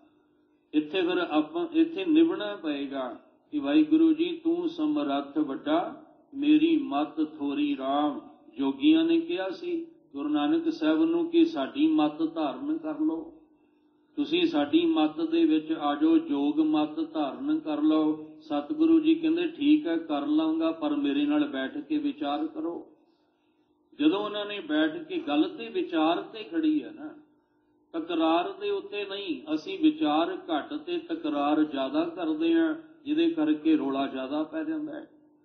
ਅਸਲ ਵਿੱਚ ਵਿਚਾਰ ਜਿਹੜੀ ਹੈ ਉਹ ਰੌਲੇ ਨੂੰ ਸ਼ਾਂਤ ਕਰਨ ਵਾਸਤੇ ਹੈ, ਵਾਦ ਵਿਵਾਦ ਨੂੰ ਸ਼ਾਂਤ ਕਰਨ ਲਈ ਹੈ। ਪਰ ਅੱਜ ਸਾਡੀ ਚਰਚਾ, ਅੱਜ ਸਾਡੀ ਵਿਚਾਰ ਵਿਵਾਦ ਦਾ ਕਾਰਨ ਬਣ ਜਾਂਦੀ ਹੈ। ਜਾਂ ਅਸੀਂ ਇੰਨੇ ਉਤਾਵਲੇ ਹੋ ਜਾਂਦੇ ਹਾਂ, ਸੁਣਾਉਣਾ ਚਾਹੁੰਦੇ ਹਾਂ ਪਰ ਕਿਸੇ ਦੀ ਸੁਣਨਾ ਨਹੀਂ ਚਾਹੁੰਦੇ। ਅੱਜ ਸਾਡੀ ਹਾਲਤ ਇਹ ਹੈ ਕਿ ਅਸੀਂ ਆਪਣੀ ਗੱਲ ਸੁਣਾ ਕੇ ਮਨਵਾਉਣਾ ਚਾਹੁੰਦੇ ਹਾਂ, ਪਰ ਅਸੀਂ ਕਿਸੇ ਦੀ ਸੁਣ ਕੇ ਮੰਨਣਾ ਨਹੀਂ ਚਾਹੁੰਦੇ। ਇਸ ਲਈ ਵਿਚਾਰ ਘੱਟ ਹੁੰਦੀ ਹੈ, ਤਕਰਾਰ ਜ਼ਿਆਦਾ ਹੁੰਦਾ ਹੈ। ਇਸ ਲਈ ਵਿਚਾਰ ਘੱਟ ਹੁੰਦੀ ਹੈ ਤੇ ਰੌਲਾ ਜ਼ਿਆਦਾ ਪੈ ਜਾਂਦਾ ਹੈ। ਤੇ ਜਦੋਂ ਰੌਲਾ ਪੈ ਜਾਂਦਾ ਉਹਦੇ ਵਿੱਚੋਂ ਨਿਕਲਦਾ ਕੁਝ ਵੀ ਨਹੀਂ। ਅਸੀਂ ਤੇ ਵਿਚਾਰ ਵਿੱਚੋਂ ਤੱਤ ਕੱਢਣਾ, ਤੱਤ। ਜੇ ਅਸੀਂ ਵਿਚਾਰ ਦੇ ਨਾਲ ਜੁੜਾਂਗੇ ਤਾਂ। ਇਸ ਲਈ ਗੁਰੂ ਨਾਨਕ ਸਾਹਿਬ ਜੋਗੀਆਂ ਨਾਲ ਲੜ ਥੋੜ੍ਹੀ ਪਏ। ਜੇ ਕੋਈ ਸੂਰਜ ਨੂੰ ਪਾਣੀ ਦਿੰਦਾ ਤੇ ਗੁਰੂ ਸਾਹਿਬ ਉਹਨੂੰ ਲੜਨ ਥੋੜ੍ਹੀ ਪੈ ਗਏ ਵੀ ਤੈਨੂੰ ਉਹਦੇ ਨਾਲ ਲੜਨ ਲੱਗ ਗਏ ਜਾਂ ਉਹਨੂੰ ਮਾਰਨ ਕੁੱਟਣ ਲੱਗ ਪਏ। ਨਹੀਂ, ਸਾਹਿਬ ਕਹਿੰਦੇ ਆਓ ਬੈਠ ਕੇ ਵਿਚਾਰ ਕਰੀਏ। ਜੇ ਜੋਗੀਆਂ ਨੂੰ ਕੋਲ ਗਏ, ਉਹ ਕਹਿੰਦੇ ਠੀਕ ਹੈ ਮੈਂ ਤੁਹਾਡੀ ਮੱਤ ਧਾਰਨ ਕਰ ਲਾਂਗਾ, ਤੁਸੀਂ ਆਪਣੀ ਮੱਤ ਦੱਸੋ, ਮੈਨੂੰ ਯੋਗ ਮੱਤ ਦੱਸੋ, ਮੈਂ ਤੁਹਾਨੂੰ ਆਪਣੀ ਦੱਸਦਾ, ਤੁਸੀਂ ਆਪਣੀ ਦੱਸੋ। ਜਿਹੜਾ ਅੱਗੇ ਲੰਘ ਜਾਏਗਾ ਉਹਦੀ ਮੱਤ ਧਾਰਨ ਕਰ ਲਓ। ਬੈਠ ਕੇ ਵਿਚਾਰਾਂ ਹੁੰਦੀਆਂ ਗਈਆਂ। ਅਸਿੱਧ ਗੋਸ਼ਟੀ ਦੀ ਬਾਣੀ ਪੜ੍ਹੋ, ਉਹਦੇ ਵਿੱਚ ਕੀ ਹੈ? ਸਵਾਲ ਜਵਾਬ ਹੀ ਨੇ। ਜੋਗੀ ਆਪਣੀ ਮੱਤ ਅੱਗੇ ਰੱਖ ਕੇ ਸਵਾਲ ਤੇ ਸਵਾਲ ਕਰਦੇ ਹੈ ਤੇ ਗੁਰੂ ਨਾਨਕ ਸਾਹਿਬ ਜੀ ਫਿਰ ਪਰਮੇਸ਼ਵਰ ਅਕਾਲ ਪੁਰਖ ਵਾਲੀ ਮੱਤ ਅੱਗੇ ਰੱਖ ਕੇ ਜੋਗੀਆਂ ਨੂੰ ਜਵਾਬ ਦਿੰਦੇ ਆ। ਜਿਹਨੇ ਸਿੱਧ ਗੋਸ਼ਟੀ ਨੂੰ ਪੜ੍ਹਿਆ, ਸੁਣਿਆ, ਵਿਚਾਰਿਆ, ਸਮਝਿਆ, ਉਹ ਵੀ ਕਦੇ ਭਟਕਦਾ ਨਹੀਂ ਹੈ। ਕਹਿੰਦੇ ਜਦੋਂ ਬਾਰ-ਬਾਰ ਵਿਚਾਰਾਂ ਹੋਈਆਂ, ਜਿਹੜੇ ਕਹਿੰਦੇ ਸੀ ਨਹੀਂ ਸਾਡੀ ਮੱਤ ਆਓ, ਸਾਡੀ ਮੱਤ, ਅੱਜ ਉਹੀ ਹੱਥ ਜੋੜ ਕੇ ਕਹਿੰਦੇ ਸਿੱਧ ਬੋਲਣ ਸ਼ੁਭ ਬਚਨ ਧੰਨ ਨਾਨਕ ਤੇਰੀ ਵੱਡੀ ਕਮਾਈ। ਕਹਿਣ ਲੱਗੇ ਨਹੀਂ, ਵਿਚਾਰ ਵਿੱਚ ਆ ਕੇ ਪਤਾ ਲੱਗਾ ਕਿ ਸਾਡੀ ਕਮਾਈ ਨਹੀਂ, ਤੁਹਾਡੀ ਕਮਾਈ ਵੱਡੀ ਹੈ। ਇਸ ਲਈ ਤੁਹਾਡਾ ਮੱਤ ਉੱਚਾ ਹੈ ਸਾਡੇ ਮੱਤ ਦੇ ਨਾਲੋਂ। ਗੱਲ ਵਿਚਾਰ ਤੇ ਖਲੋਤੀ ਹੈ। ਜੇ ਵਲੀ ਕੰਧਾਰੀ ਦੇ ਕੋਲ ਗੁਰੂ ਸਾਹਿਬ ਗਏ, ਉਹ ਆਪਣੀ ਮੱਤ ਲੈ ਕੇ ਬੈਠਾ ਤੇ ਗੁਰੂ ਸਾਹਿਬ ਨੇ ਨੁਕਤਾ ਇੱਕ ਵਰਤਿਆ ਸੀ ਕਿ ਇਹਨੂੰ ਕਿਸ ਤਰ੍ਹਾਂ ਸਮਝਾਇਆ ਜਾਏ। ਉਹ ਨੁਕਤਾ ਵਰਤਿਆ, ਆ ਗਿਆ ਥੱਲੇ। ਜਿਹੜਾ ਹੰਕਾਰ ਪਹਾੜੀ ਤੇ ਚੜ੍ਹ ਕੇ ਬੈਠਾ ਸੀ ਥੱਲੇ ਉਤਰਿਆ ਤੇ ਗੁਰੂ ਸਾਹਿਬ ਕਹਿੰਦੇ ਬੈਠ ਸਾਹਮਣੇ, ਆਪਾਂ ਵਿਚਾਰ ਕਰ ਲਈਏ। ਜਦੋਂ ਉਹਦੇ ਨਾਲ ਵਿਚਾਰ ਕੀਤੀ ਤੇ ਢਹਿ ਪਿਆ ਗੁਰੂ ਨਾਨਕ ਸਾਹਿਬ ਦੇ ਚਰਨਾਂ 'ਚ। ਇਸੇ ਤਰ੍ਹਾਂ ਵੱਖ-ਵੱਖ ਰੂਪ ਦੇ ਵਿੱਚ ਜੇ ਬਗਦਾਦ ਗਏ, ਮੁਲਤਾਨ ਗਏ, ਮੱਕਾ ਕਾਬਾ ਗਏ, ਜੇ ਕਾਂਸ਼ੀ ਹਰਿਦੁਆਰ ਗਏ ਤੇ ਗੁਰੂ ਸਾਹਿਬ ਲੜਨ ਲਈ ਥੋੜ੍ਹੀ ਗਏ। ਉਹਨਾਂ ਨਾਲ ਬੈਠ ਕੇ ਵਿਚਾਰ ਕਰਨ ਵਾਸਤੇ ਗਏ ਵੀ ਤੁਸੀਂ ਕੀ ਕਰ ਰਹੇ ਹੋ ਤੇ ਤੁਹਾਨੂੰ ਕਰਨਾ ਕੀ ਚਾਹੀਦਾ ਹੈ। ਜਦੋਂ ਬੈਠ ਕੇ ਵਿਚਾਰ ਕੀਤੀ ਤੇ ਮੁਲਤਾਨ ਦੇ ਪੀਰ ਵੀ ਗੁਰੂ ਨਾਨਕ ਸਾਹਿਬ ਅੱਗੇ ਝੁਕ ਗਏ, ਸਮਝ ਆ ਗਈ। ਇਸ ਲਈ ਅਸੀਂ ਕਿਤੇ ਵੀ ਬੈਠ ਕੇ ਵਿਚਾਰ ਕਰਨੀ ਹੋਵੇ ਨਾ ਤੇ ਪਹਿਲਾਂ ਲੜਨ ਨੂੰ ਤਿਆਰ ਨਾ ਹੋ ਜਾਇਆ ਕਰੀਏ। ਬੰਦਾ ਵਿਚਾਰ ਬਾਅਦ 'ਚ ਕਰਦਾ, ਲੜਨ ਨੂੰ ਪਹਿਲਾਂ ਤਿਆਰ ਹੋ ਜਾਂਦਾ ਹੈ। ਇਹ ਸਾਡੇ ਵਿੱਚ ਇੱਕ ਬਹੁਤ ਵੱਡੀ ਕਮੀ ਹੈ, ਖਾਮੀ ਹੈ। ਵਾਹਿਗੁਰੂ ਮਿਹਰ ਕਰਨ। ਸਾਹਿਬ ਜੀ ਨੇ ਵਿਚਾਰ ਰੱਖੀ ਹੈ। ਮਹਾਰਾਜ ਕਹਿੰਦੇ ਜਿਹੜੀ ਗੱਲ ਤੁਹਾਨੂੰ ਕਹੀ ਹੈ ਨਾ, ਪੰਜ ਪਰਵਾਨ ਪੰਜ ਪ੍ਰਧਾਨ, ਪੰਚੇ ਪਾਵਹਿ ਦਰਗਹਿ ਮਾਨ, ਪੰਚਹਿ ਸੋਹੈ ਦਰ ਰਾਜਾਨ, ਪੰਚਾਂ ਕਾ ਗੁਰ ਏਕ ਧਿਆਨ। ਇੱਥੋਂ ਤੱਕ ਜੇ ਕੋ ਕਹੈ, ਜੇ ਕੋਈ ਆਪਣੀ ਗੱਲ ਕਹਿਣਾ ਚਾਹੁੰਦਾ ਹੈ, ਕਰੇ ਵਿਚਾਰ। ਫਿਰ ਬੈਠ ਕੇ ਵਿਚਾਰ ਕਰੇ। इस नुकते नूं, इस गल नूं कोई कट के अपनी विचार अगे रखे, पर उत्थे कौन बोलेगा? क्योंकि अधूरा है ज्ञान, ते अधूरा ज्ञान वाला फिर उत्थे बोल नहीं सकेगा। उत्थे फिर अपनी मत जिहड़ी है, बुद्ध जिहड़ी है, वो फिर उत्थे छोटी पै जाएगी। इसलिए सब कहते खुला सदा है, कोई विचार जे करना चाहुंदा है ते फिर वो गुरबाणी दे आधार ते विचार कर सकदा है। करते कै करनै नाही समार। जिस कादर, जिस करते दे चरਨਾਂ ਦੇ ਵਿੱਚ, ਜਿਹਦੀ ਦਰਗਾਹ ਵਿੱਚ, ਜਿਸ ਰਾਜਾਨ ਦੇ ਘਰ ਵਿੱਚ ਉਹ ਪੰਜ ਨਾਮ ਦੀ ਕਮਾਈ ਵਾਲੇ, ਜਿਹੜੇ ਸੰਸਾਰ ਦੇ ਵਿਕਾਰਾਂ ਤੋਂ ਉੱਪਰ ਉੱਠ ਗਏ, ਜਿਨ੍ਹਾਂ ਨੂੰ ਕਿਸੇ ਵਿਕਾਰ ਦੀ ਚੋਟ ਨਹੀਂ ਪੈਂਦੀ, ਕਿਹੜੇ ਜਮਾਂ ਦੀ ਮਾਰ ਤੋਂ ਬਚ ਗਏ, ਕਹਿੰਦੇ ਉਸ ਕਰਤੇ ਦੇ ਦਰ ਤੇ ਜਿਹੜੇ ਪ੍ਰਵਾਨ ਹੋ ਗਏ। ਹੁਣ ਉਸ ਕਰਤੇ ਦੀ ਗੱਲ ਆਪਾਂ ਕਰ ਲਈਏ, ਜਿਹੜਾ ਕਰਤਾਰ ਹੈ, ਜਿਹਨੇ ਇਸ ਕੁਦਰਤ ਨੂੰ ਸਾਜਿਆ ਹੈ, ਜਿਹੜਾ ਕਾਦਰ ਹੈ, ਜਿਸ ਕਾਦਰ ਨੇ ਕੁਦਰਤ ਨੂੰ ਸਾਜਿਆ ਹੈ। ਹੁਣ ਉਹਦੀ ਗੱਲ ਕਰ ਲਈਏ। ਮਹਾਰਾਜ ਕਹਿੰਦੇ ਕਰਤੇ ਕੈ ਕਰਨੈ ਨਾਹੀ ਸ਼ੁਮਾਰ। ਸ਼ੁਮਾਰ ਦਾ ਅਰਥ ਹੁੰਦਾ ਜਿਹੜਾ ਬੇਅੰਤ ਹੈ, ਜਿਹਦਾ ਅੰਤ ਕੋਈ ਨਹੀਂ। ਹੁਣ ਇੱਕ ਲਾਮ ਤੇ ਦੋ ਲਾਵਾਂ ਦੇ ਵਿੱਚ ਫਰਕ ਜਿਹੜਾ ਉਹ ਸਮਝ ਕੇ ਚੱਲਿਓ। ਅਕਸਰ ਆਪਾਂ ਏ ਦੀ ਆਵਾਜ਼ ਜ਼ਿਆਦਾ ਦਿੰਦੇ ਹਾਂ ਤੇ ਐ ਦੀ ਆਵਾਜ਼ ਘੱਟ ਦਿੰਦੇ ਹਾਂ। ਜਦੋਂ ਗੁਰਬਾਣੀ ਦਾ ਪਾਠ ਕਰੀਏ ਕਰਤੇ, ਉੱਥੇ ਏ ਹੀ ਕਹਿਣਾ, ਪਰ ਜਦੋਂ ਅੱਗੇ ਕਹਿਣਾ ਕੈ, ਏ ਨਹੀਂ ਕਹਿਣਾ। ਉੱਥੇ ਕਹਿਣਾ ਕਰਤੇ ਕੈ ਕਰਨੈ, ਉੱਥੇ ਕਰਨੇ ਨਹੀਂ ਹੈ। ਆਮ ਤੌਰ ਤੇ ਪਾਠ ਜਦੋਂ ਹੁੰਦਾ ਨਾ, ਇਸੇ ਤਰ੍ਹਾਂ ਹੀ ਹੁੰਦਾ ਹੈ ਕਿ ਕਰਤੇ ਕੇ ਕਰਨੇ ਨਹੀਂ। ਉੱਥੇ ਪਾਠ ਹੈ ਕਰਤੇ ਕੈ ਕਰਨੈ। ਉਸ ਕਰਤੇ ਦੀਆਂ ਜਿੰਨੀ ਵੀ ਕਿਰਤ ਹੈ, ਜੋ ਵੀ ਉਹਨੇ ਆ ਕੁਦਰਤ ਵਿੱਚ ਕੀਤਾ ਹੈ, ਉਹਦਾ ਅੰਤ ਨਹੀਂ ਪਾਇਆ ਜਾ ਸਕਦਾ। ਜਿਹਨੂੰ ਆਪਾਂ ਜਦੋਂ ਸੋਧਰ ਦੀ ਬਾਣੀ ਪੜ੍ਹਦੇ ਹਾਂ ਤੇ ਕਹਿੰਦੇ ਹਾਂ ਬਲਹਾਰੀ ਕੁਦਰਤ ਵਸਿਆ ਤੇਰਾ ਅੰਤ ਨ ਜਾਈ ਲਖਿਆ। ਇਹ ਅਕਾਲ ਪੁਰਖ ਵਾਹਿਗੁਰੂ ਜੀ, ਤੂੰ ਇਸ ਕੁਦਰਤ ਨੂੰ ਸਾਜਿਆ, ਕੁਦਰਤ ਨੂੰ ਸਾਜ ਕੇ ਉਹਦੇ ਵਿੱਚ ਵਸ ਗਿਆ, ਪਰ ਤੇਰੀ ਇਸ ਕੁਦਰਤ ਦਾ ਹੀ ਅੰਤ ਨਹੀਂ ਪੈਂਦਾ ਪਿਆ ਤੇ ਤੇਰਾ ਅੰਤ ਕਿੱਥੋਂ ਪੈ ਜਾਏਗਾ। ਇਸ ਲਈ ਉਸ ਕਰਤੇ ਨੇ ਜੋ ਕੁਛ ਵੀ ਕੀਤਾ ਹੈ ਨਾਹੀ ਸ਼ੁਮਾਰ, ਉਹਦਾ ਅੰਤ ਨਹੀਂ, ਕਿਉਂਕਿ ਉਹ ਬੇਸ਼ੁਮਾਰ ਹੈ। ਧੌਲ ਧਰਮ ਦਇਆ ਕਾ ਪੂਤ। ਹੁਣ ਇੱਥੇ ਥੋੜਾ ਧਿਆਨ ਲਾ ਕੇ ਸਮਝ ਕੇ ਚੱਲਿਓ, ਸੁਚੇਤ ਹੋ ਕੇ। ਗੁਰੂ ਸਾਹਿਬ ਨੇ ਕਿਹਾ ਸੀ ਨਾ, ਜੇ ਕੋ ਕਹੈ ਕਰੇ ਵਿਚਾਰ, ਵੀ ਆਓ ਆਪਾਂ ਇੱਥੇ ਬੈਠ ਕੇ ਵਿਚਾਰ ਕਰੀਏ। ਗੁਰੂ ਨਾਨਕ ਸਾਹਿਬ ਤੋਂ ਪਹਿਲਾਂ ਇਹੀ ਮੰਨਿਆ ਜਾਂਦਾ ਸੀ, ਇਸ ਧਰਤੀ ਨੂੰ ਇੱਕ ਬਲਦ ਨੇ ਚੁੱਕਿਆ ਹੋਇਆ ਹੈ। ਤੇ ਗੁਰੂ ਨਾਨਕ ਸਾਹਿਬ ਜੀ ਨੇ ਆਪਣਾ ਨੁਕਤਾ ਅੱਗੇ ਰੱਖਿਆ ਵੀ ਜੇ ਇੱਕ ਬਲਦ ਨੇ ਧਰਤੀ ਨੂੰ ਚੁੱਕਿਆ ਹੈ ਤੇ ਫਿਰ ਉਹਦੇ ਬਲਦ ਦੇ ਥੱਲੇ ਪੈਰਾਂ ਤੇ ਵੀ ਕੁਝ ਹੋਏਗਾ, ਉਹ ਵੀ ਤਾਂ ਕਿਤੇ ਖਲੋਤਾ ਹੀ ਹੋਏਗਾ। ਤੇ ਜੇ ਉਹ ਧਰਤੀ ਉੱਤੇ ਖਲੋਤਾ ਹੋਇਆ ਤੇ ਇਹਦਾ ਮਤਲਬ ਉਹਦੇ ਥੱਲੇ ਇੱਕ ਹੋਰ ਬਲਦ ਹੋਏਗਾ। ਜੇ ਥੱਲੇ ਉਹਦੇ ਇੱਕ ਬਲਦ ਹੈ, ਇਹਦਾ ਮਤਲਬ ਉਹ ਵੀ ਕਿਸੇ ਦੇ ਸਹਾਰੇ ਖਲੋਤਾ ਹੋਏਗਾ। ਤੇ ਜੇ ਉਹ ਕਿਸੇ ਦੇ ਸਹਾਰੇ ਖਲੋਤਾ, ਇਹਦਾ ਮਤਲਬ ਉਹਦੇ ਥੱਲੇ ਵੀ ਇੱਕ ਬਲਦ ਹੋਏਗਾ। ਇਹ ਸਾਰਾ ਦਿਨ ਕੀ ਸਾਰੀ ਜ਼ਿੰਦਗੀ ਲੱਗੇ ਰਹੋ, ਇੱਥੇ ਮੁਕਾ ਹੋਣਾ ਹੀ ਕੋਈ ਨਹੀਂ। ਧਰਤੀ, ਧਰਤੀ ਹੇਠਾਂ ਬਲਦ, ਬਲਦ ਹੇਠਾਂ ਧਰਤੀ, ਧਰਤੀ ਹੇਠਾਂ ਬਲਦ, ਬਲਦ ਹੇਠਾਂ ਧਰਤੀ। ਚਲਦੇ ਜੋ ਜ਼ਿੰਦਗੀ ਲੰਘ ਜਾਏਗੀ, ਨਾ ਧਰਤੀ ਮੁੱਕਣੀ ਨਾ ਬਲਦ ਮੁੱਕਣਾ। ਸਾਹਿਬ ਜੀ ਕਹਿੰਦੇ ਅਸਲ ਵਿੱਚ ਤੁਸੀਂ ਧੌਲ ਜਿਹੜਾ ਸੀ ਨਾ, ਇੱਥੇ ਘਨੋੜਾ, ਇਹ ਵੀ ਧਿਆਨ ਰੱਖਿਓ, ਕਿਉਂਕਿ ਨਾਲ ਨਾਲ ਵਾਹਿਗੁਰੂ ਜੀ ਮਿਹਰ ਕਰਨ ਸਾਨੂੰ ਉਚਾਰਨ ਜਿਹੜਾ ਉਹ ਵੀ ਪਤਾ ਲੱਗ ਜਾਏ। ਇੱਥੇ ਹੋੜਾ ਨਹੀਂ ਘਨੋੜਾ ਹੈ।